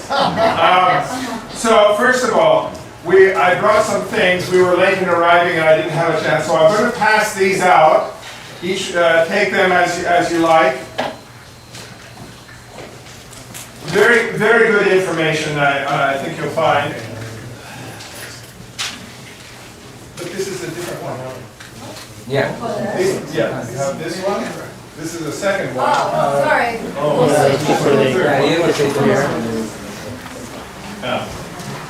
So while I'm doing this, I just want to mention to Eva that I told you before. If you ask people in Aleppo about the white helmets, they'll tell you that they've never seen the white helmets because they're not talking. The white helmets are not in Aleppo, Syria. They're in Aleppo, Texas. And the white helmets, as Eva said, they have received. This is a volunteer organization, right? Volunteers that go and pull people out of the rubble and all this kind of thing. How much, John, did you get $32 million from the U.S. government to support the IAC? I'm waiting for the check. Oh, you're waiting for the check. Well, the White Helmets got the check. They got $32 million for this volunteer, unpaid organization. They got it from the U.S. government, but that's not all. From the UK government, they got $65 million. And from Germany, the Netherlands, Denmark, Japan, I've forgotten who else, they also got money totaling well over $100 million. Now, what did they do with this money? They made videos, not just videos. They made a world-class film with a Hollywood director and all the film editing that they can buy in Hollywood. And they have a film that is very likely to be nominated for an Academy Award, but in the wrong category. It's going to be nominated for a documentary. It should be for fiction. $100 million buys an awful lot of makeup, excellent actors, film production, and so forth. Most of it in Turkey, not in Syria. So my question to you is, do we deserve $100 million too? Don't we? Don't we deserve $100 million? So, let's see if we can raise it tonight, shall we? Okay? Because we deserve the best actors too. So I'm going to pass this around, and if you want to write a check, do you have a nonprofit to whom they should write the checks? We need to pay about $3,000 in bills for Eva's tour here. We're sending the money is being paid in advance by the by U.S. Hands Off Syria Coalition and by the Syria Solidarity Movement. If you don't have any place else to write a tax deductible check, The People's Rights Fund. The People's Rights Fund, is this tax exempt? There you go, People's Rights Fund. Okay, so I hope you'll help support this important work and that you'll stick around for the questions. And let's see if we can raise that 100 million, shall we? Thank you.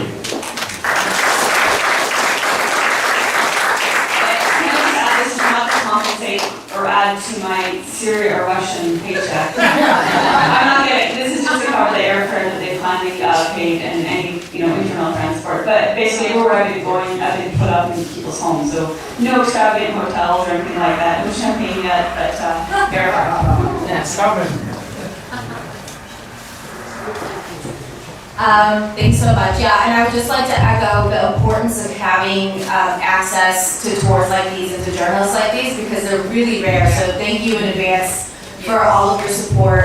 This is a message we need to continue to spread with our friends, with our family, and through social media.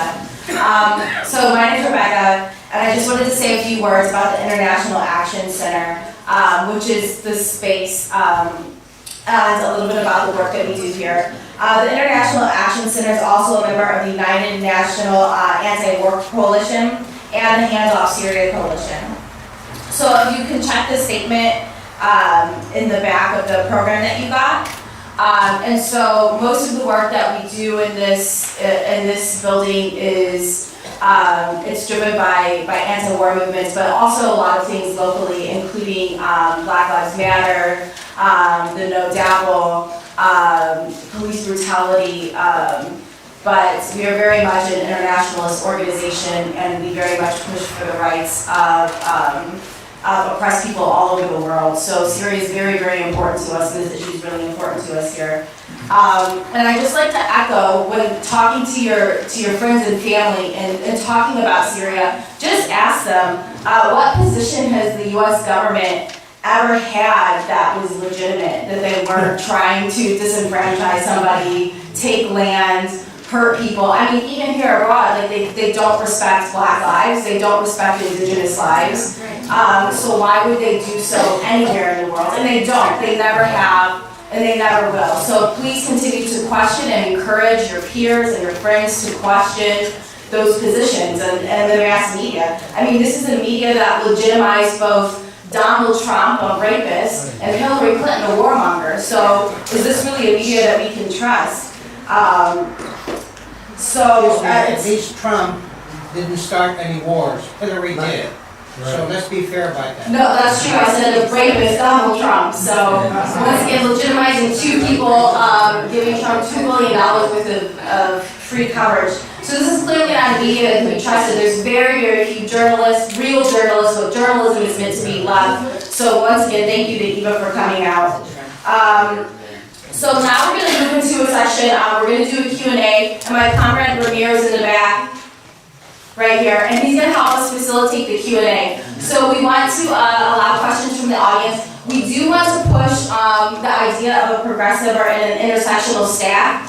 So basically, we would like to give priority to women, to people of color, to oppressed communities first. So please just keep that in mind whenever that we're calling on you. We really are trying to do a progressive stack here to make sure that the voices that don't always get a chance to be heard can be heard this evening. So Ramirez is going to help us take the stack, and we'll go ahead and get started. So if we can kind of see who has a question. Thank you guys for coming out. So just to make it easy on Eva, because I know a lot of people have questions they want to ask. So I'm going to take 3 at a time, keeping in mind what Rebecca said. So if you guys could just give me short hands. What's your name? You ready? Jessica. Jessica. So it's kind of twofold. I'm just very confused about everything that's going on in Syria. That's why I'm here, is to learn more. So I'm interested in knowing sort of more about the origin of like how the Civil War came to be and sort of all the players that are part of it. And also interested in, there's so many people right now that are saying that Eastern Aleppo is like it's like a what do you call it, when an open... Just that the story of their liberation is not what people are saying. This is not even like CNN and but like other journalists as well. So if you could just talk to that as well. Cool. Thanks. So, two more, some more hands. Brother, what's your name? Tucson. Can you, I'm sorry? Tucson. Tucson, oh, like the revolutionary, right? Cool. See one more. What's your name, ma'am? Me? Yes. Gina. Gina. I heard a mention of Democracy Now! Saying the wrong thing. I really want to hear about that. Is this on your question for Eva? Yeah, I don't know much about Syria in any regard, but I did want to send out a solidarity appeal and to let people know that, you know, people in Standing Rock fighting out there against the pipeline. You know, I know one thing as Americans in this country, we can do to serve, you know, the people of the world is to strike a blow to U.S. imperialism, you know, and we're in the belly of the beast. So if we were to choose a battle to unite on in the United States, you know, and to actually strike a blow to U.S. imperialism, that would be one place. I just wanted to send out solidarity from, you know, myself and others that do the same thing, and to also defend Arab Americans, because we need to organize some action to actually, you know, there's a lot of stuff coming downhill, you know, especially with Trump, and they're going to be mobilizing, you know, we got to do that now. Thank you so much, Susan. Gina, your question? What was your question, Gina? No, I wanted to know about Democracy Now! Because it was a mention that she was saying the wrong thing, and I really want to hear that. Okay, cool. So those are the first three for now. We're going to have Eva come up, and then we'll do another round, okay? I might need to remind you of the question a bit. I'll start with Democracy Now! Just because it's fresh in my mind.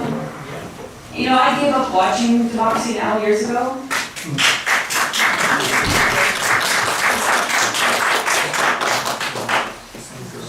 Yeah, I've seen that. Yeah, it's, thank you.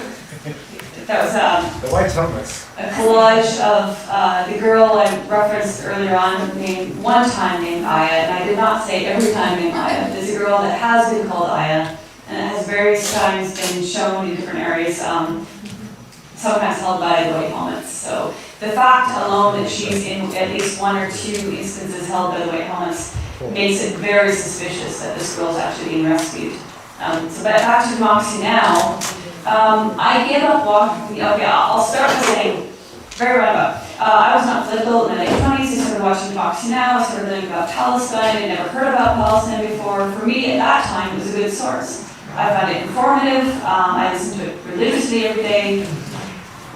I was living in Gaza, and when you know, the tragedy, the disgusting destruction of Libya occurred, I was a bit tunnel vision living in Gaza, so I can't say that I was aware of Democracy Now!'s reporting at the time.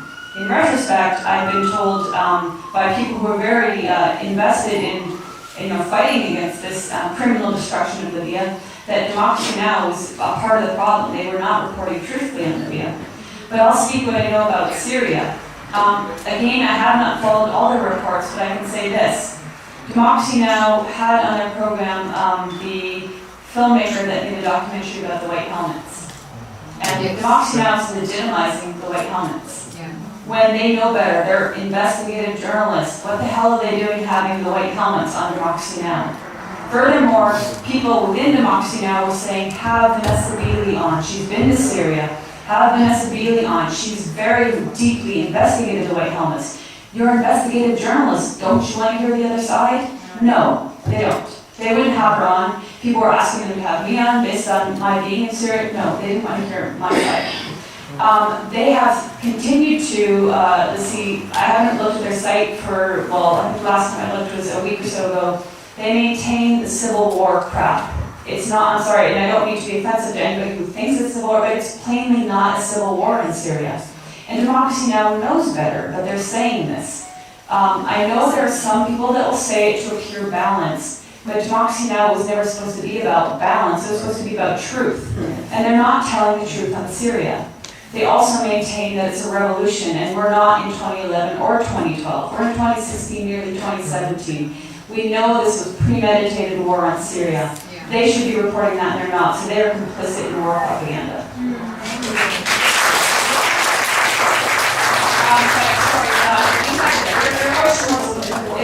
Civil War and how it has started. The history of like, and the players and how it started, and then Yeah. also the liberation, if you could talk a bit about the current liberation, because of much, what is being said on that. Yeah, I'm not an expert, and I don't purport to be an expert. All I can say is that the way the corporate media has portrayed it is that in early 2011, there was unrest, there was this mass series of unarmed protests on the street. This is continuing with their agenda, which I do not agree with. They said that protesters were gunned down by this evil so-called regime that didn't want to make any sort of political change. The actual fact, as Johnny touched upon, as I touched upon, is that yes, there was will for political change, and yes, people did come on the streets, but amongst those people from the start, there were armed people that were shooting on unarmed security forces and that committed massacres. I would encourage people to read Sharmeen Narwani's article called The Hidden Massacre. It talks about many of these early massacres. There's also, I don't want to reference myself because that sounds arrogant, but the only reason I'm going to in this instance is because I did write an article in 2015 and I linked to other really great investigative articles. So the one I wrote was called Deconstructing the NATO Narrative on Syria. It can be found on Dissident Voice, and I basically linked to Narwani's article to Professor Tim Anderson, who's an excellent researcher and writer who's been to Syria. There are articles on some of these early massacres. Another Indian author, Prem Shankar Jha, who also wrote about early massacres. And I just noted some of the other ones that got no talk of in corporate media, like the murder of Nidal Janud in, I think, April of 2011. He was an Alawi, his sectarian foes took him out, slashed his face, mutilated his body, tortured him to death. And the perpetrators were caught. And this was one of many examples of the sectarianism that didn't come from Syria. The people that were calling for Alawis to be murdered and Christians to be expelled. And this is another example of why this is not a revolution and why it's not a civil war, because in the end, these parties, whereas maybe the original people on the streets were Syrians, most people I spoke with when I started looking into this, including Syrian Canadians, and then when I went to Syria, said when it started, we were hopeful for political change. So there's no denying the want for political change. But everybody I spoke to said, right away we knew this wasn't political change. This wasn't a revolution. This wasn't going to bring us changes that we wanted, constitutional changes, certain lifting of emergency law, other changes. But everybody I spoke with, and this is just my experience, but said, what kind of revolution destroys its own culture, murders its own people, targets its own schools? And these terrorists have targeted schools. I just wanted, as an aside note,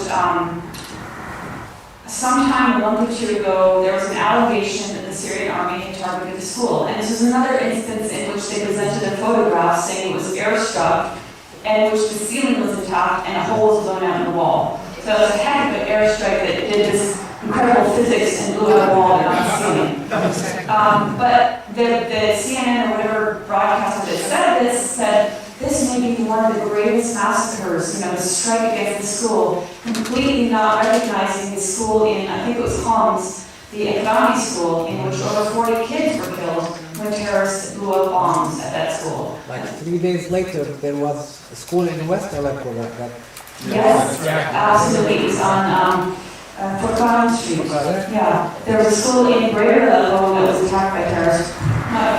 So basically, in some, I can't name, I'm sure we talk one-on-one, or maybe Johnny or Paul can lay out all the actors, but it was harnessing of some genuine sentiment for political change. But this was something, this desire from the West to foment change of government in Syria was from long ago. It wasn't from 2011. And prior to 2011, you can find reports of CNN or Fox actually appropriately saying the president of Syria is an intelligent, educated man in a modern secular nation. Because at that time, Syria wasn't overtly being worked on.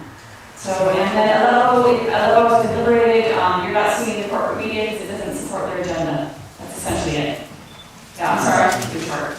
I just wanted to talk to your question about the origins of the war. In 1996, Richard Pearl and Wolfowitz and Douglas Fight and some others, Wurzer, and so forth. They drafted something for Netanyahu in his campaign in Israel for to win the election there. They drafted something saying the United States must destroy and take over and effect regime change in a list of nations. That list of nations was mentioned a second time in 2007 as, or was it 2004? 2004, I guess it was. From Wesley Clark, General Wesley Clark, saw a document and he told about it in this interview 7 nations. One of them was Syria, and the others were Libya and Iraq and so forth. The name of that document is called Rebuilding America's Forces. That's right. It's from the Project for New American Century. That's correct. Actually, that one came after. That was done. The one by the Project for New American Century was in 1999. But actually, it was done before that. Yes, There were elements in the 1980s from still was involved in the 80s. It was rewritten in 1992 by Paul Wolf, and it was came out in 2004. But it had ended somewhat in 2004. Who was the ambassador to Syria from the United States in 2011? It was Robert Ford, who was the protege of John Negroponte, famous for yes, for the death squads firing from the tops of the buildings in Central America in order to make the police think that the demonstrators were firing at them, and the demonstrators think that the police was firing at them. And he met with the opposition, and he was until he became persona non grata. This is part of the background. That you can go to the 2007 published article of Seymour Hirsch called Redirection, where he outlines exactly this. It did not start in 2011. There was a small group of peaceful protesters that had some demonstrations, but not 400 points of protests and this sort of thing. This is fabricated. This is fabricated from the outside by the United States and its allies and the Gulf monarchies, no Democrats, by the way. You know, this is the origin of it. This is not a people struggling to overthrow a despotic government for this.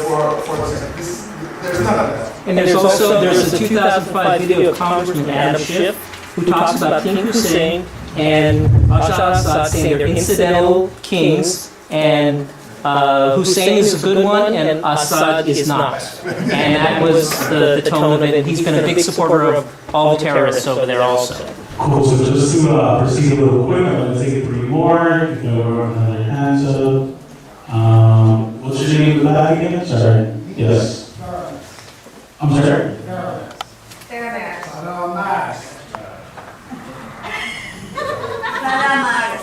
What's your name? Ron. And... Can't you see me here? Oh, yes. I was saying, I'll look at the what's your name?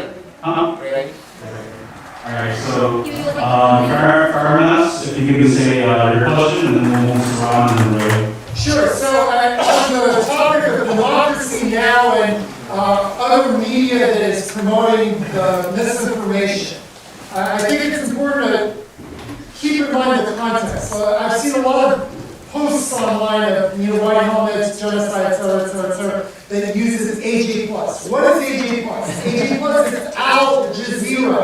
Who owns Al Jazeera? The royal family of Qatar. What does the royal family of Qatar have as a stake? They want a pipeline through Saudi Arabia to Turkey. It's the black snake of standing rock. Syria is standing in the way of the black snake for Qatar. And AJ Plus is their PR. So we need to be aware of that. Democracy Now! Democracy Now! Just had its 20th anniversary. Why did Democracy Now! Start? What was it started for? It was started to promote the civil war in Yugoslavia. Democracy Now!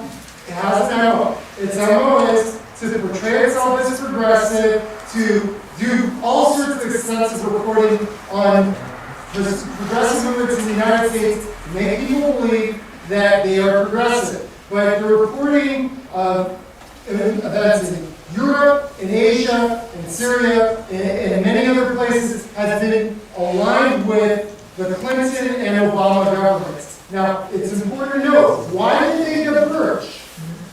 Why did they diverge from the Bush administration?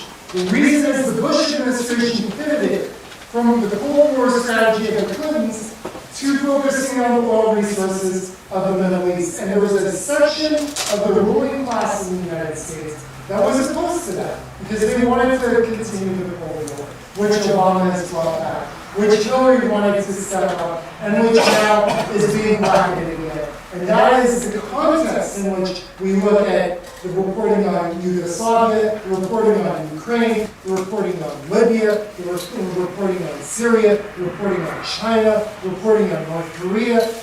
I'm not saying that, North Korea and China have the best human rights policies, but there's a context behind Democracy Now! And why it acts the way it does. So I think we need to be aware of that they are not necessarily. Ron, your look. Yeah, I just want to say, I'm from Aleppo, Syria. I was born there. I came here as a young kid. I still have a lot of family there. We're Christian. We are a minority in Syria, but growing up there, never felt anything different. I started following Eva because when the news started coming out about what's happening in Syria, I would call my cousins back home and go, what's going on? Is this true? Is this really happening? And they said, we started seeing the Arab Spring, Libya going, and we're calling them, we're like, hey, is this something like this going to happen in Syria? Like, no way. The people here are with the government. Bashar al-Assad became president in 2000. My little cousin was born in 2002. And his name is Bashar, after the president, because that's how much my uncle loved the president. Life in Syria when he took over was okay. Life in Syria in 2010 was amazing. When my uncle and his family had an opportunity to come to the United States, they're like, no, we like it here. All of a sudden they had iPads, they had malls, they had freeways, they had roads. Bashar al-Assad paved all the roads to all the monasteries in Damascus, in Sidnaya, where we have our monastery. He lit it up. He knows the importance of Christianity and the Aramaic people in Syria because they're the origins of that land. And he showed that respect. Now, when things started to change, we'd hear CNN, we'd hear Fox News, and then we'd call our cousins. What's happening? And we're comparing. And then we heard Eva's voice. And everything she said went along with what they said. And that's where we started believing her and following her. And you are amazing. Thank you.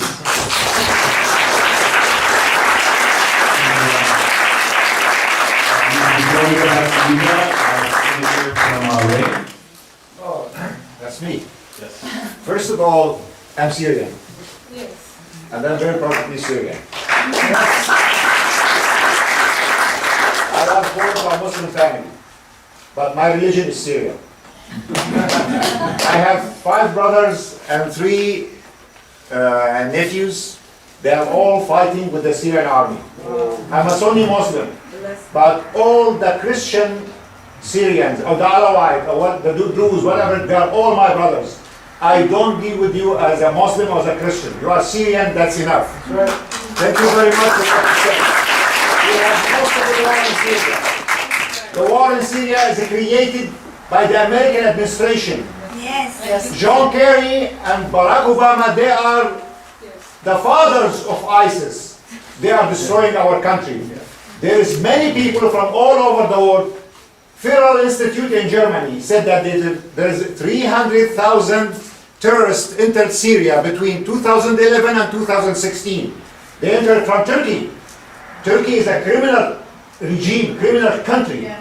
It's a part of the NATO. How they can do it? The American airplanes, jet fighter, they throw guns and ammunition to ISIS by mistake.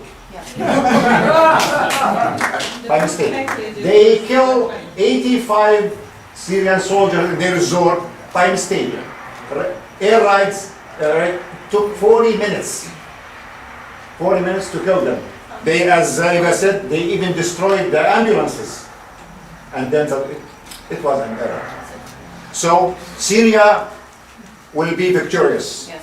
We are going to liberate Syria from all the ISIS, the Nusra, the Qaeda, all the criminals that they came from Saudi Arabia, from Qatar, from the Gulf countries, from the Kuwait, from all those they are going to be killed. Don't tell me there is a genocide in Aleppo. Aleppo people are my people. I love them. And we have to clean this country. You like it or you don't like it. Long live Syria. Now we're going to go back to Eva and then we'll do another round. I actually love it when Syrian voices do speak, because I think they're the voices we need to be listening to. In theory, I'm working on a book. I hope I can get a kick in the butt to finish it, because the idea of the book was precisely that, to share the voices I've heard in many visits to Syria, because I think there's too many people, I'll keep it short, there's too many people outside, and I really hope I'm not the one of them doing this, that tries to say, well, this is what Syria should do, and ignore the will of the Syrian people. And I will mention a couple of things. A few months ago, I was on Crosstalk, and one of the debaters, when I said, wherever I've gone in Syria, I've seen overwhelming support for President Assad. And I also said, and I say this all the time, it doesn't matter what we as non-Syrians think of President Assad. It's not up to us, it's up to the Syrian people. And he made some hideously arrogant, idiotic comment comparing President Assad to Netanyahu. He said, yeah, thank you, appropriate. Either absurd laughter or like, what the F? And because I said, he was basically saying, well, Hitler was popular, well, Netanyahu was popular. This condescending and arrogant attitude is what I'm sure Johnny and Syrian brothers and sisters in the audience have been facing for years, as if they don't know why they support their president. They know why they support their president and the army, and really, if you're getting into debates with people and it comes down to their stupid, uninformed arguments about President Assad, number one, you're not Syrian, so shut up. Number two, it's up to the Syrian people, their sovereign right to choose their own destiny. So thank you very much for speaking, because I really think that your voices are important to be heard. And thank you for your words. So 3 more. Yours, what's your name? I'm sorry. What's your name? Joan. Joan? Okay, sorry. Let's get one more. Reza, right? Yes. Next round. Okay. Every round. Alright. Next round. Okay, so let's start with first. Okay. Anyway, this is great to see all these people here, and I just want to tell everybody that unfortunately, the progressive and anti-war people are totally confused and misled by organizations like CARE and Impact. All these Islamic organizations, they are acting like they're pro-Palestinian and they are against the Syrian government because they're funded by Saudi Arabia. And all these anti-war people have no clue what's going on. This weekend there was a protest by CARE saying Syrian army, Iran is bombing Syria. Where is other people going and protesting against them? And the progressives are going to support CARE.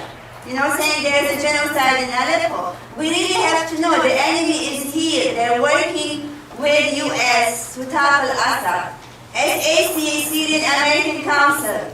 All these anti-war people that are on their list, on their email list. It's just, we have to be aware of what's really happening here.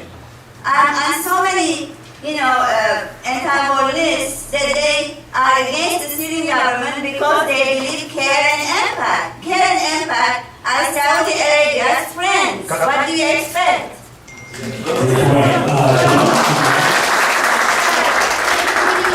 What Irina is saying, we need to organize. Just education is not, educating is not going to do anything. This is not a barrage of media. This is a nuclear mushroom.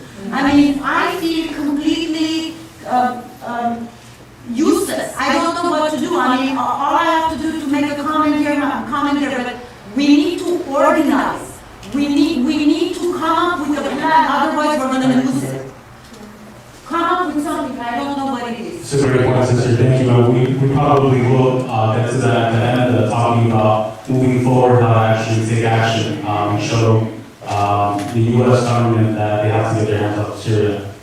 So great point. Thank you. John? What year did the sanction put on place on Syria? And then I was clear that there's no flight zone bill going on, and then there's also that Caesarean something? Oh, Caesar. I didn't really expect you to see but if you can also touch on that. Cool. Thank you. And lastly, Reza? Yes. Thank you. The Syrian friends, they know I go to their meeting and I said, stand up, we should do something. Every Friday we are on the corner of Sunset and Echo Park, we sign, hands up Syria. We do it every Friday here and there. We have to have the speaker to go to San Diego, to other. I find this venue. Let's do it and do more and more and demand people, we can't tolerate.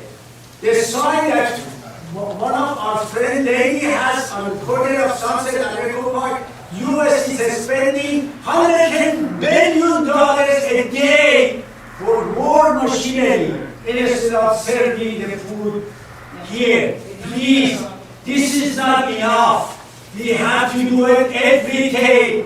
Hands up Syria, support the peoples that they are fighting against Lewis and Berlin.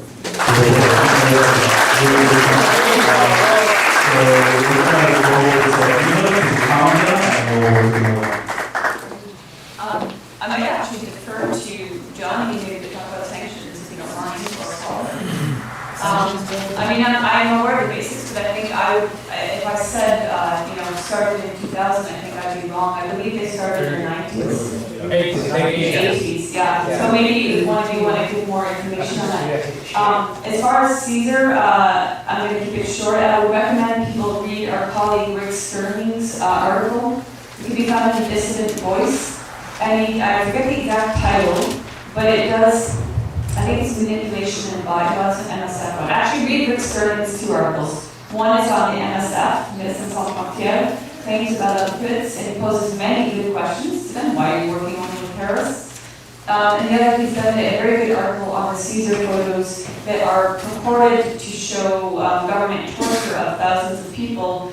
I don't remember all the facts offhand. I remember something like 43% or something like that of the photos show Syrian soldiers have been killed, not tortured.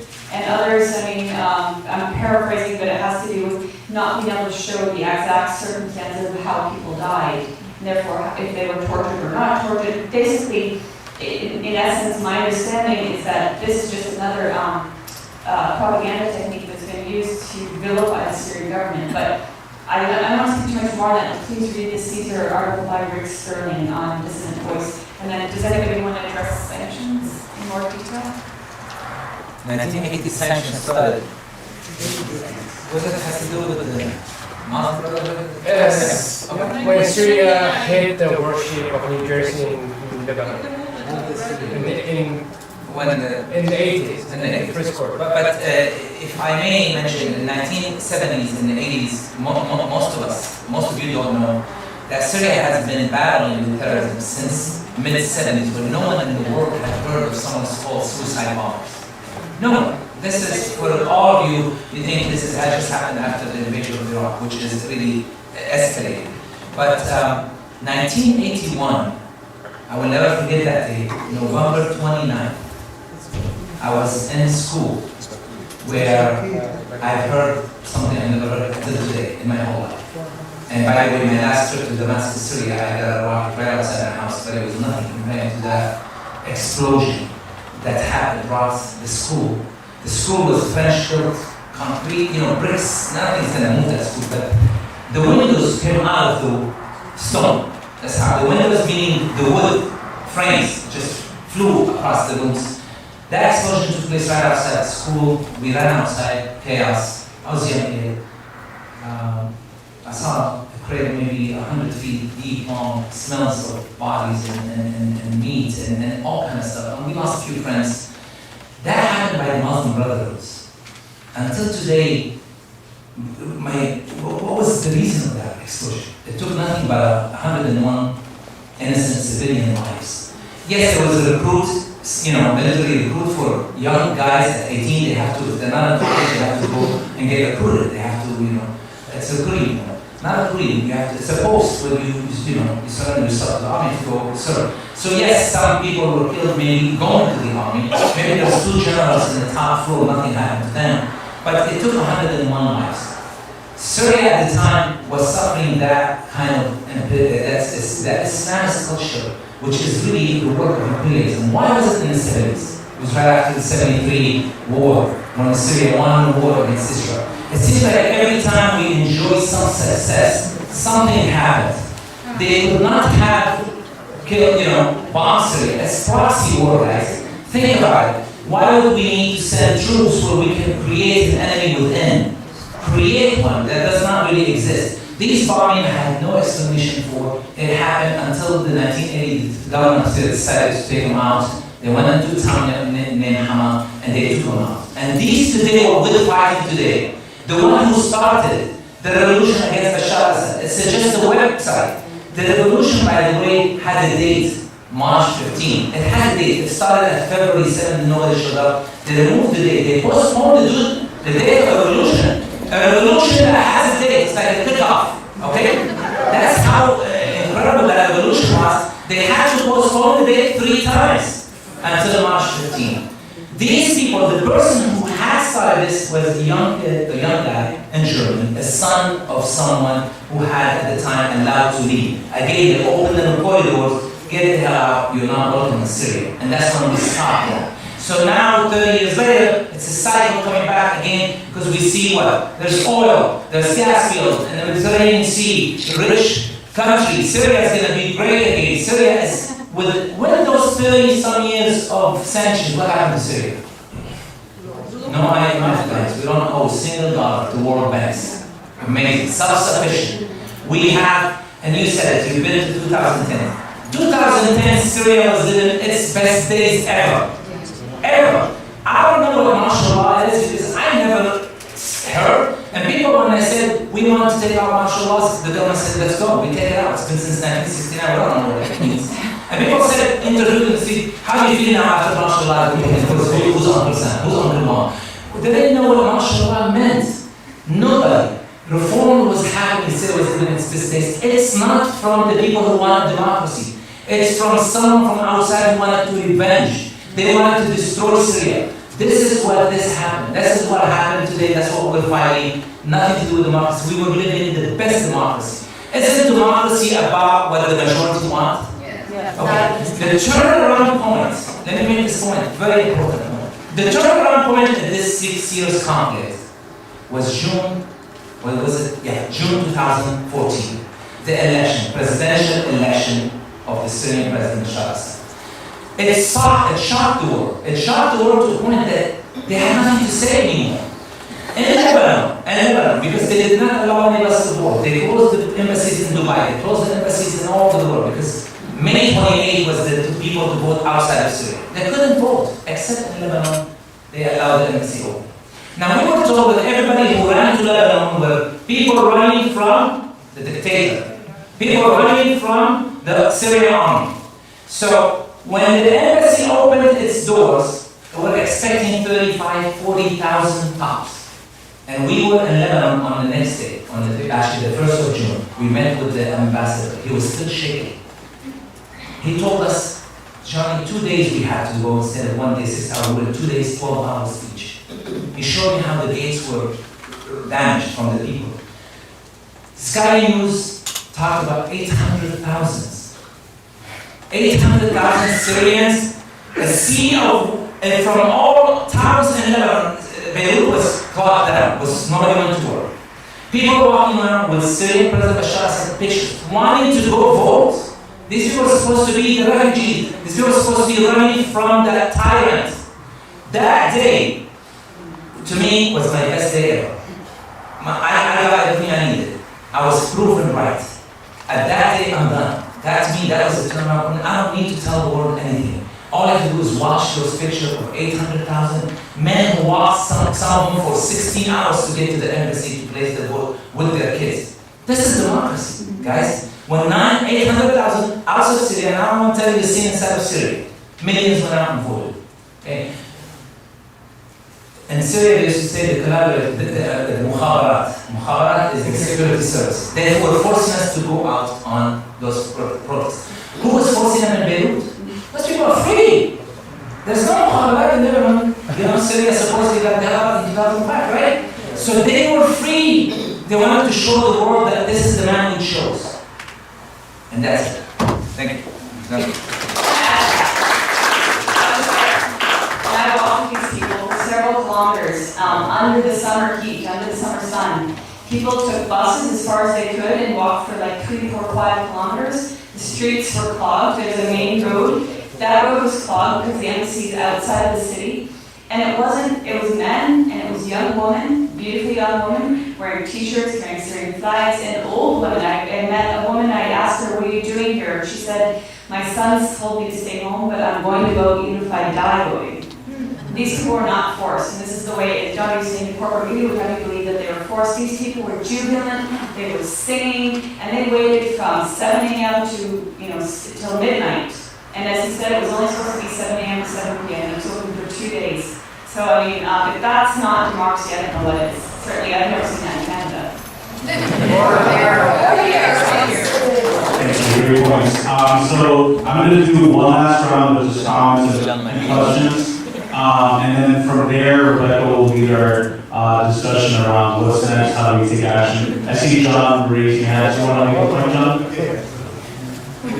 Yeah, you can go. Okay, I just want to say quickly that something for folks in the United States and the U.S. movement, especially the anti-war movement, should know, like Rebecca was saying, it's very important to understand folks think Trump is here now, so Trump is going to be a little less belligerent on Syria, and well, that's not true, because the Democrats and Republicans follow the same policy of imperialism. Two parties of the same party. Bombing Nagasaki and Hiroshima, our Vietnam War, our more recent war in Iraq by Bush, which then Bill Clinton supported the sanctions, which killed so many children, and then the support of Israel using white phosphorus on hospitals and people in Gaza. That's supported by both the Democrats and Republicans. And now Trump is saying that that he might enforce a no-fly zone because it's the U.S. ruling class, it's the Pentagon that determines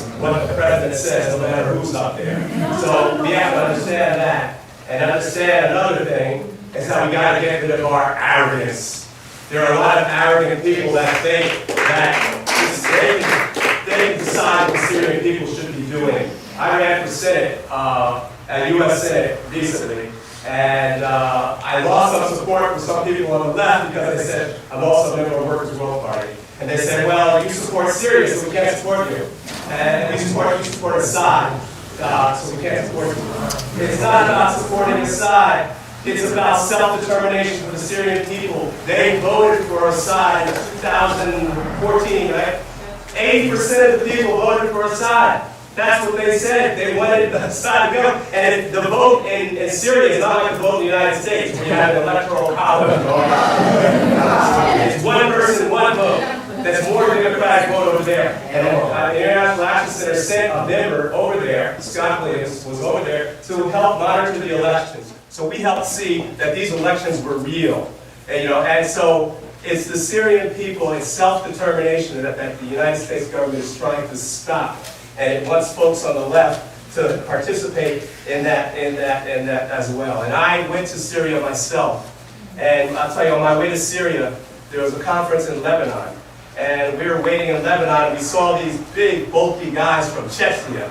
And they were from Chechnya, they were getting paid $1,000 a day They're getting ready to go over into Syria and fight with the so-called rebels. That's who's funding them. It's not a democratic response from the Syrian people. And we on the left have to know what side we have to be on. And don't be ashamed. You know, it was rough, losing support, but guess what? I got 34,800 votes anyway.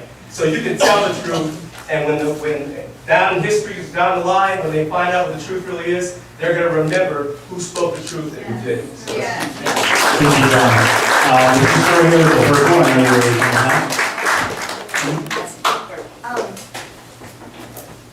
as your profile rises and people are trying to discredit you and they want to know your biography and trying to tear you apart, I wondered if you would want to share, in your own words, your background and relationship with Syria. Cool, thank you. Sir, what's your... Hi, Eva. I've been following you on Facebook like 2014. I'm a big fan, and I see like how gradually your work has expanded. And so my question is on the topic of partitioning. What do Turkey and the Kurds have to win? Because when the coup in Turkey took place, one of the first countries to take the side of Turkey was Iran, given a statement of solidarity with the Turkey democracy. How are Turkey and Iran and Syria relationships now? Second, Turkey looks like, it looks like it's playing a double game, working with NATO and also working with Iran and Russia. My question following this is, what are the, let's see, how do the Kurds receive financial or logistical help from the U.S. coalition? The Kurds in fact played a dirty game in Iraq by taking over the northern part of Iraq, which is where not coincidentally, like that's where the oil fields are at, while the Iraqi army was busy fighting ISIS. Following the works of Tepe Escobar, what's your view in the opinion which holds that Syria is part of the overall grand strategy to contain the development of the Middle East via the One Belt, One Road initiative of China? Lastly, taking the works of Andrew Koripko, which I'm sure you are familiar with, he argues that the Kurds seek to create a second Israel in Syria with the creation of their own ethno state. What do you agree or disagree with that position? What do the facts on the ground say? That's another question. Thank you for your question. Two more, and we're going to continue the conversation. This is just two more for the section. So, sir, what's your name? Elias. What is your question? My question is, what would be the reliable media source that we could count on to understand what's going on in Syria?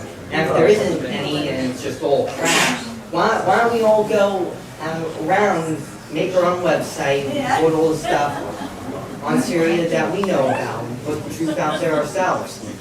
Good question, and I'm sure she'll probably mention the big fake news campaign that they're trying to run and trying to hinder independent journalism. I'm going to make an exception because I know you've had your hand up for a while, so you, we'll start with you first. Yeah, real short. On a scale of 0 to 10, how do you rank Assad as a leader? 0 being Hitler, 10 being FDR. Okay, thank you. And then what's your question and your name? I'm Casey, and earlier when you were talking, you can speak up so everyone can hear you. Earlier when you were talking, you mentioned that you had met up with other journalists from like BBC and LA Times, and I was wondering if you ever confronted them about their coverage and how they responded. You obviously think I'm smarter than I am. I have no problem. We go start with the last. Since I've left Syria, I've been doing one thing after another, and this past week has been incredibly hectic, like giving a talk every day and taking flights and moving around, and yesterday doing 5 interviews. So I haven't been able to do a project which is to follow up on their reports. I wanted to see, that's one of the reasons I went with them to Aleppo. I wanted to see if we went to the same areas, how would they report things? So when I have some free time and have finished some other more time-sensitive writing, I will get back to that. Because what I can say is that, for example, the New York Times journalist Ann Barnard was there with us at Razi Hospital as we saw the bodies come in. And she did report that people were killed by rebels, as she called it. I think she probably said rebels, not terrorists. And that's fine, but then she had to qualify it with what I would say is an unsubstantiated report by the SOHR saying that the regime, quote unquote, war planes had killed people in the southern areas of Aleppo. So instead of just saying, and because the whole thing was testimony from on the ground, I was on the ground in Aleppo and these people were killed and I saw their wailing, anguished loved ones at the morgue watching what looked like a decapitated body be brought past them. Instead of saying the heartbreak and the truth, she had to qualify it with this unsubstantiated report. And I don't think that was accidental. And the other thing she did with that, in her article, I believe it was to imply that this was a one-off, this was a random thing, not an everyday thing for the people of Aleppo. So I want to follow up on that. I will say that the guy from the LA Times wrote a fair, what I thought was a fair article, using terminology I wouldn't use, but other than that, not qualifying it with, unsubstantiated reports. I mentioned that when we were there, they spoke of the destruction without any context as to how the destruction came about. And I'm trying to think of other examples. I haven't followed up on it, but it is something I'm going to do because I don't believe they told the full story. I'm trying to think. I think there was one other example. It was the November 4th crossing, being at Casella Road and having the 2 shells land. Although I think she might have been in the bus, but anyway, knowing that 2 shells landed on the road where we were, and then later implying it wasn't known where they came from, and not condemning the terrorists for attacking the humanitarian border. So that's a part of that I will get to. Did you have a second question? I forget. No, just like, were you actually traveling with them, like in the same sort of convoy? And like, if you were traveling with them, did you actually speak to them like one-on-one and say, okay, why are you framing it this way? Why aren't you telling the whole truth? I didn't confront them mainly because I wanted to hear what they were saying. So I heard, without remembering actually who exactly, there were characters, so I didn't know who they were writing for, but I heard people talking about how they'd done the circuit from Libya to Syria. One particular guy had lived in eastern Aleppo with terrorists in 2012, and he talked about having been based in Gaziantep in Turkey, and didn't seem like he was there legit or really interested in portraying the truth about what was happening on the ground. So no, I didn't confront them again because I was more interested in hearing what they had to say and seeing how they would report. Trying to think. I think they yeah, I won't get into that. Let's see. What was another question? She wanted to know about your beginnings and why you were involved in Okay. Syria. And I'm going to apologize to the gentleman that asked about the Kurds, but I'm not a Kurd expert and I really don't have a whole lot of that. I'm very sorry, but there are a lot of authoritative voices. All I can say is in terms of their federalization project, Kurds have rights in Syria. I met with the Kurdish leader in 2014, also Paul was there and other people in the Syria Solidarity Movement. We met with a leader called Berouin Brahim, I think, and she was a leader of a Kurdish party in Syria. She said, yes, there are certain political things we want changed, but she didn't speak about wanting Kurdish federalization. And again, I haven't looked deeply into that, but I'm aware that the area that they wanted for their project was not exclusively a Kurdish area. So, it wasn't, in my opinion, just a project. And it seems like there are other forces guiding the Kurds or supporting them that, in my opinion, might be to further the project of dividing Syria along ethnic lines or religious lines. And you asked me, I have my personal opinions about the leader of Syria, but it's not for me to rate him. All I will say is that the Syrian people that I've met find him to be an educated person. I've never also met him. They find him to be educated, from what I've heard from many Syrians, including here tonight, a fair leader. I've seen people flock to areas where they think he'd be. For example, in December 2015, there was a concert, and he went to the church where the concert was going to be, a Christmas concert. He dropped in on a choir the night before, he and his wife, First Lady Asma al-Assad, and you saw photos and videos of overjoyed people, thrilled that he was there. There are two notable things about that. Well, one was the reaction of the people, which was clearly not staged. And two, this church was about 1 kilometer from Joburg, and it was in an area that is regularly pounded by terrorist mortars. So he himself was braving, the fact that the chance that he could have been hit by a mortar. The other thing was the next night when I did go to the concert, the church was packed and people were streaming out into the streets, and I kept hearing people saying, is he here, is he here? So you would guess he would be rated, what, by their opinion? Well, it depends whom. Why don't I let the Syrians say it? Definitely towards the 10 mark. 100%. Because again, I don't want to speak for Syrians, but I believe that there are people that want certain political changes, but it's not about Assad from what I've seen. It's about So that means people went anywhere. What are they? Time magazine mentioned that in 2010, one of the most popular presidents in the world and the first one in the Middle East. That's Time magazine. We have the least. It's not, I personally respect and admire the man, but I'm not someone to speak on behalf of Syrians. That's why I'm hesitant to say anything. But I think, in my opinion, he's a good leader and he's not the issue. Yeah. Real quick, when he became president, the people around him told him, you need to slow down, you can't make so much change. Our people can't handle too much change. This was back in 2000, 2001, 2002. He had family members that were in power that he took out of power because they were abusing it. So they said, you're going to get killed. People are going to murder you. You're changing too much too fast. So he was very, 2010, amazing. Syria was amazing. Yeah. Definitely corroborate that. Everybody I've met said Syria was amazing prior. And everybody said we want Syria to return to how it was. My origins, I came from an apolitical family. I think I mentioned that I mentioned tonight about actually having watched Democracy Now! And I was so apolitical and ignorant that I didn't know about Palestine. I didn't know anything about it. I was living in South Korea, started watching Democracy Now! And other online media, and decided to go and witness for myself, because I think when you're confronted with an issue where you don't have any preconceptions, it can really be striking. That's how it was for me. So whereas I didn't know anything, and suddenly I was presented with all these videos and all this information about the genocide of Palestinians, and then it was ongoing, I decided to go and see for myself. And then it was just like a continued because once you go there and you see it, and it's a criminality that one cannot describe, what the Zionists have done to Palestinians and are doing to Palestinians. Were you a journalist in South Korea? No, I was an English teacher. Okay. Because Canada doesn't have free education like Syria does.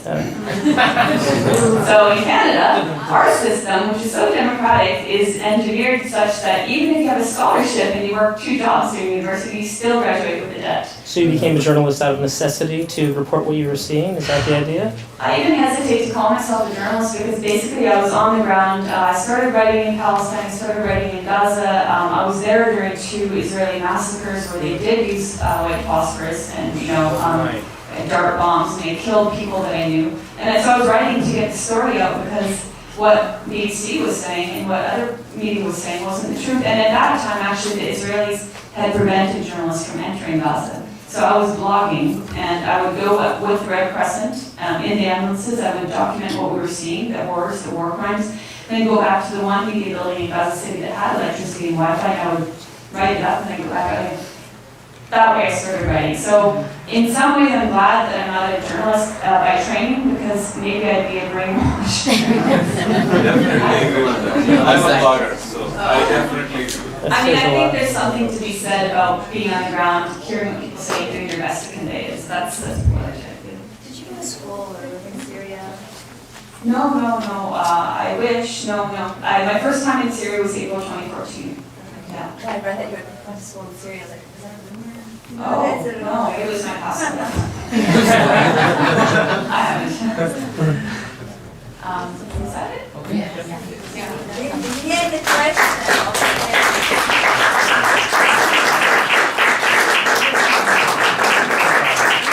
I know there's still a few more things, questions and lingering comments people want to say. For the sake of time, we do want to keep moving forward.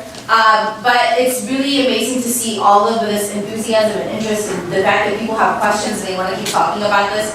So I think the best way to keep the momentum going is to talk about how to keep organizing here on the local level in Los Angeles. So what the next steps are. We won't have Eva forever, but we now do have energy and interest to keep this moving forward. So if you haven't signed up, who's in the back?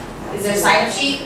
So if you haven't signed up, please do sign up, because you can continue to get information and we can continue to suggest times and possibilities to continue to do meetings. But we would like to take a few more suggestions on ideas on how to move forward and organize locally. So we're going to ask people to keep those very brief, but we would like to take a couple of those. And then I have one person that came to request a suggestion. I see one hand up there that's been up for a long time. Yes. My name is Charles Block, and I was part of the ILW shut down of the ports of Oakland in 2010 for I could grant. No. It's about a political strike. And unfortunately in America, only the ILW and the Spanish-speaking section of the American working class understand the political strike. Now, what I want to talk about, when I came here about, I'd love to jump into Syria discussion, but I have a substantial number of differences. But when Trump comes to office, his program of terrorizing Muslims and Arabs is going to come in its full, effervescent, fucked up bloom. Now, we need to defend people that are attacked. I've been talking about workers' defense guards as one of the tactics and applications of this. So what we need to plan for, and I'm serious, because people are going to be attacked. Make America great means take it out in the street. So we need to prepare defense guards, preferably those based on working class and unions, but any defense guards will do. Because when people are being attacked because of Muslim and Arab, we have to respond militarily and stop it. Otherwise, it won't stop. America is racist, fucking crazy, and when people get a taste of it, when they get their blood up, they're not going to stop. So, Trotsky said, stop them in the egg. The first Muslim they attack, we need to have people ready on call to go out to San Bernardino or wherever it is. The UAW had things called flying squads. 4-door cars, 3 in the front, 3 in the back. You get in, get there, pile out, kick ass, and you get in and go away. But we need to figure out something. I'm serious. So, we've been involved in trying to get mass caravans to Standing Rock. It's a battle we can win with the same idea of defense guards. Now, separate from that, but together with that, if we win in Standing Rock, then we have a basis to fight Trump with a black, brown, red, working class, united front that beat him in Standing Rock. And these defense guards might actually be fairly easy to organize. But we can't expect it to happen by itself. And I'm not being partisan. It's about actually people saying, okay, we need to think about this and do this. So, if you're interested, let's talk after the meeting and exchange numbers. I have no plan to do anything.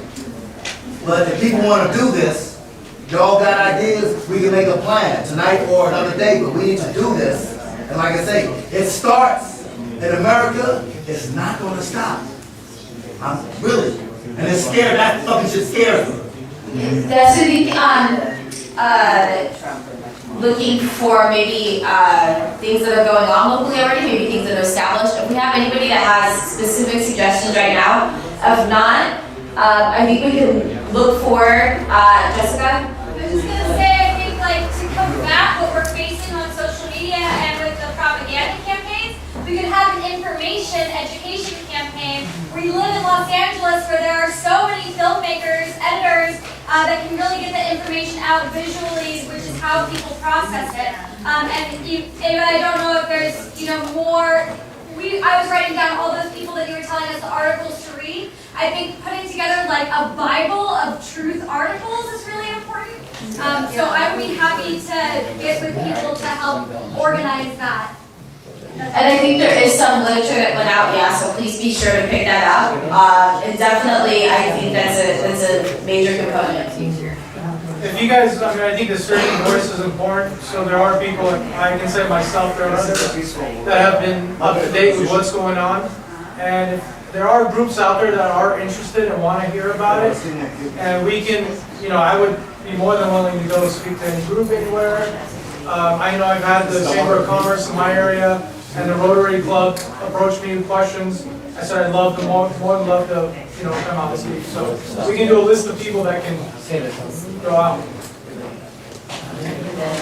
I'm sorry, that gentleman in the back, he's been raising his hand from the beginning. Can you please talk? It's not very important. Anyways, everybody wants to know.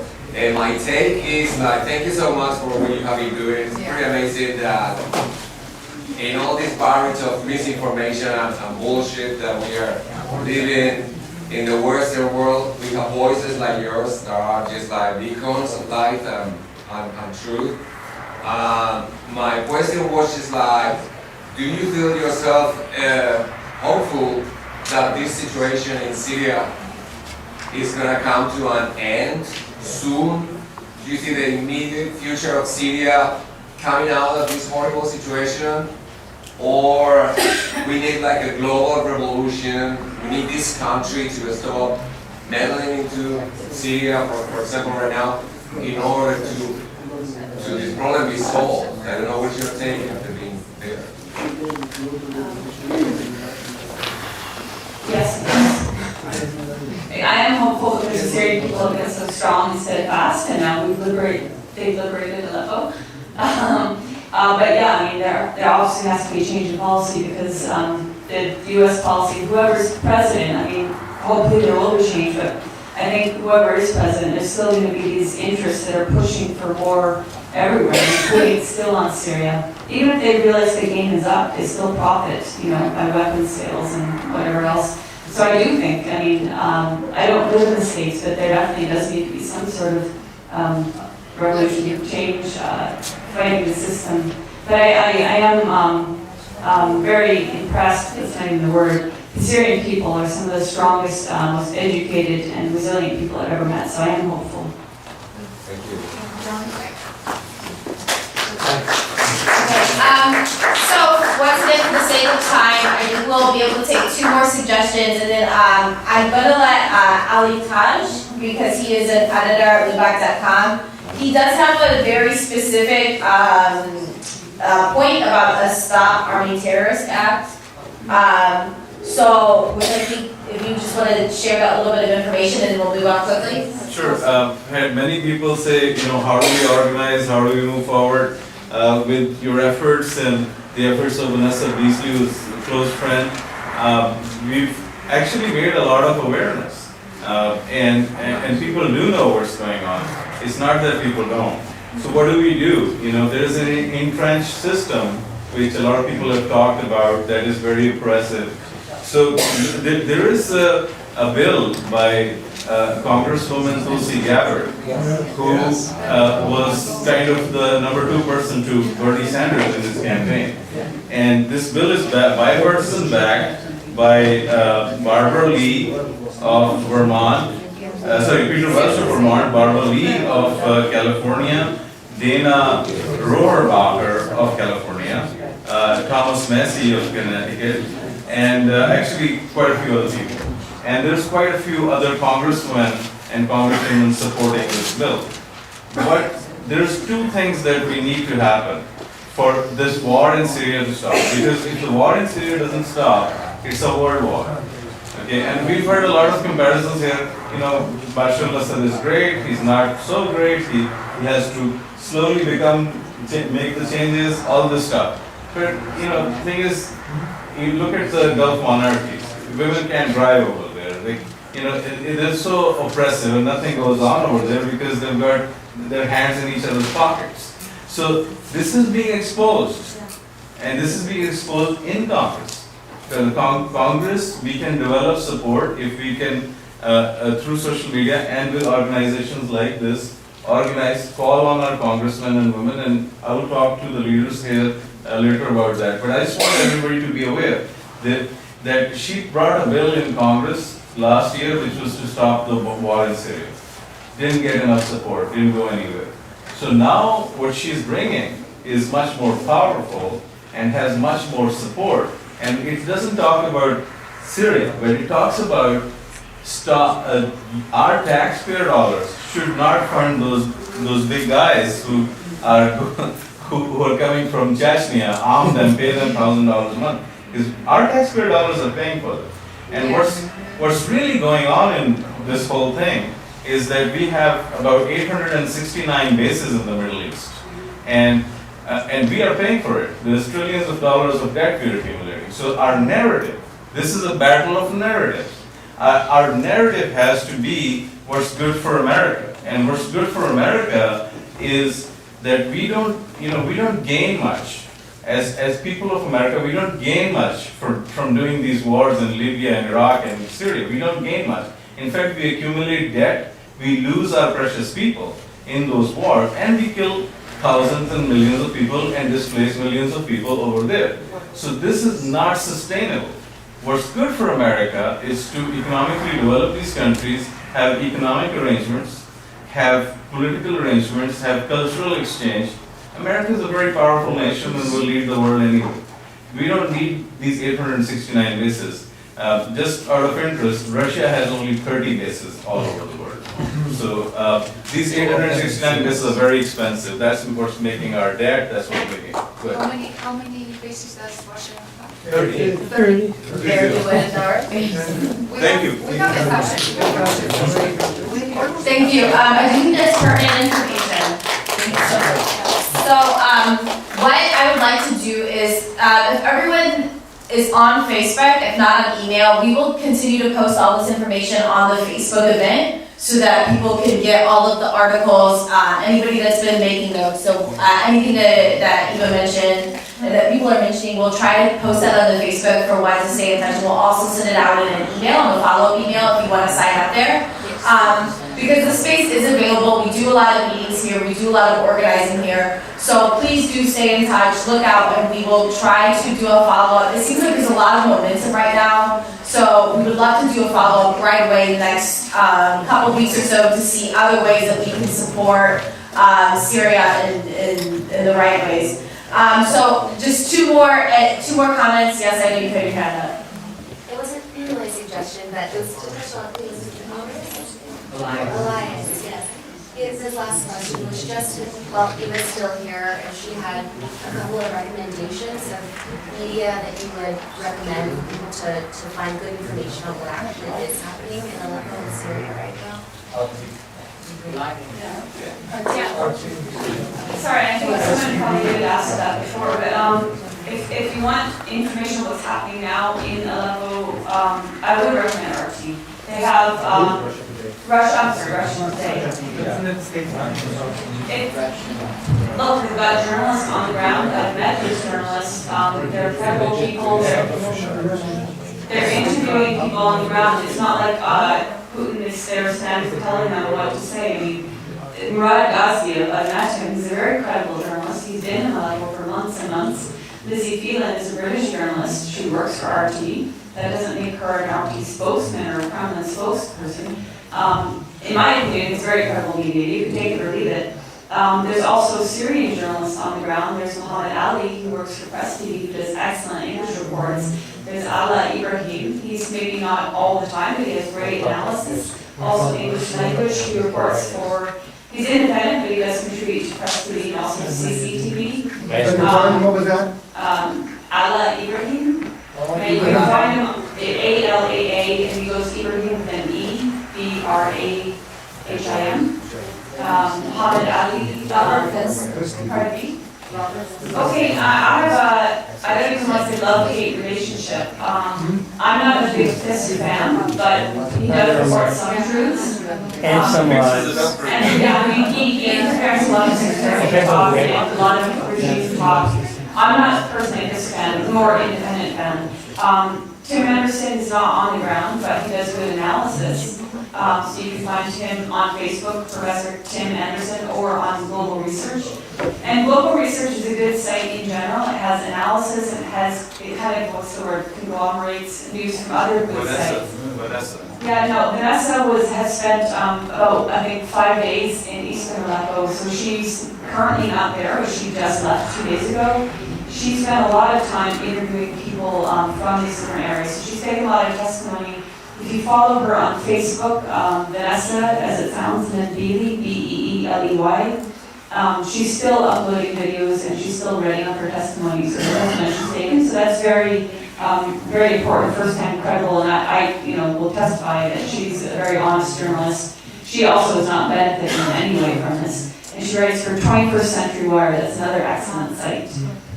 Mint Press News is also quite good or excellent. I'm trying to think more serious sources. I mean, if you're speaking Arabic, there is Al-Ikhbariyya. It's an excellent Syrian media. Syrian TV has English. Mayadeen, of course, Mayadeen. What's the Syrian? I think just Syrian TV. RTV.gov.sy. RTV.gov.sy. Yeah. Eva, also the no Syria intervention list, our list. Or, yeah. Yeah, I mean, in 2012 or so, I started a list called No Syria Intervention. And the main idea was to exchange articles, comments, questions, etc. If people want to be added to that list, it is high volume, but please, email me. You can email me, and I'll add you, or email Paul, he would add you as well. Delegating duties to Paul instead. And it has a lot of people like Vanessa's on the list, I'm on the list, longtime activists are on the list. Johnny Achi probably has some suggestions as well. I mean, we're local, we're Arab Americans for Syria. We've been here in Southern California for 5-6 years. We go on KPFK regularly, almost weekly, from day one. So there's some YouTube, of course, the circulation is very limited. But you can go on website, you can join the YouTube AA for Syria. We try to report as soon as we get the news in, and we'd like to get more circulation, so that would be a source. But I mean, I look for people like Vanessa to get information from. She's on the ground in Aleppo. So when I come on KPFK, I'm getting the news from them, from sources in Syria, and I report it on KPFK, which is not a lot of people listen. But any alternative media is a much better media than mainstream media. Stay away from the CNN. MSM. Stay away from It's the MSM. handsoffsyriacoalition.net website. I believe they have a number of resources. And the SyriaSolidarityMovement.org, and I stress the org, not some UK variation that is stolen our name and promoting the native sectarian language. SyriaSolidarityMovement.org has a number of news items and thoughtful analysis, and also items to do with how things started, critical analysis of what we've been talking about tonight. Eva, what's next for you since Aleppo is liberated? And what motivates you in the morning? What do you look forward to get up and do? What's next for me? I mean, I have articles I still want to write based on being in Aleppo. They're a bit retrospective.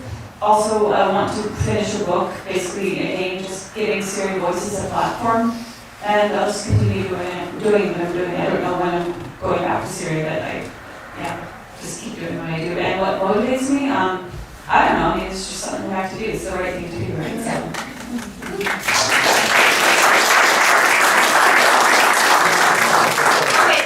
So sorry, we're gonna have to wrap it up due to time. But once again, we want to really thank everybody who came. We want to thank all of our speakers, everyone who contributed.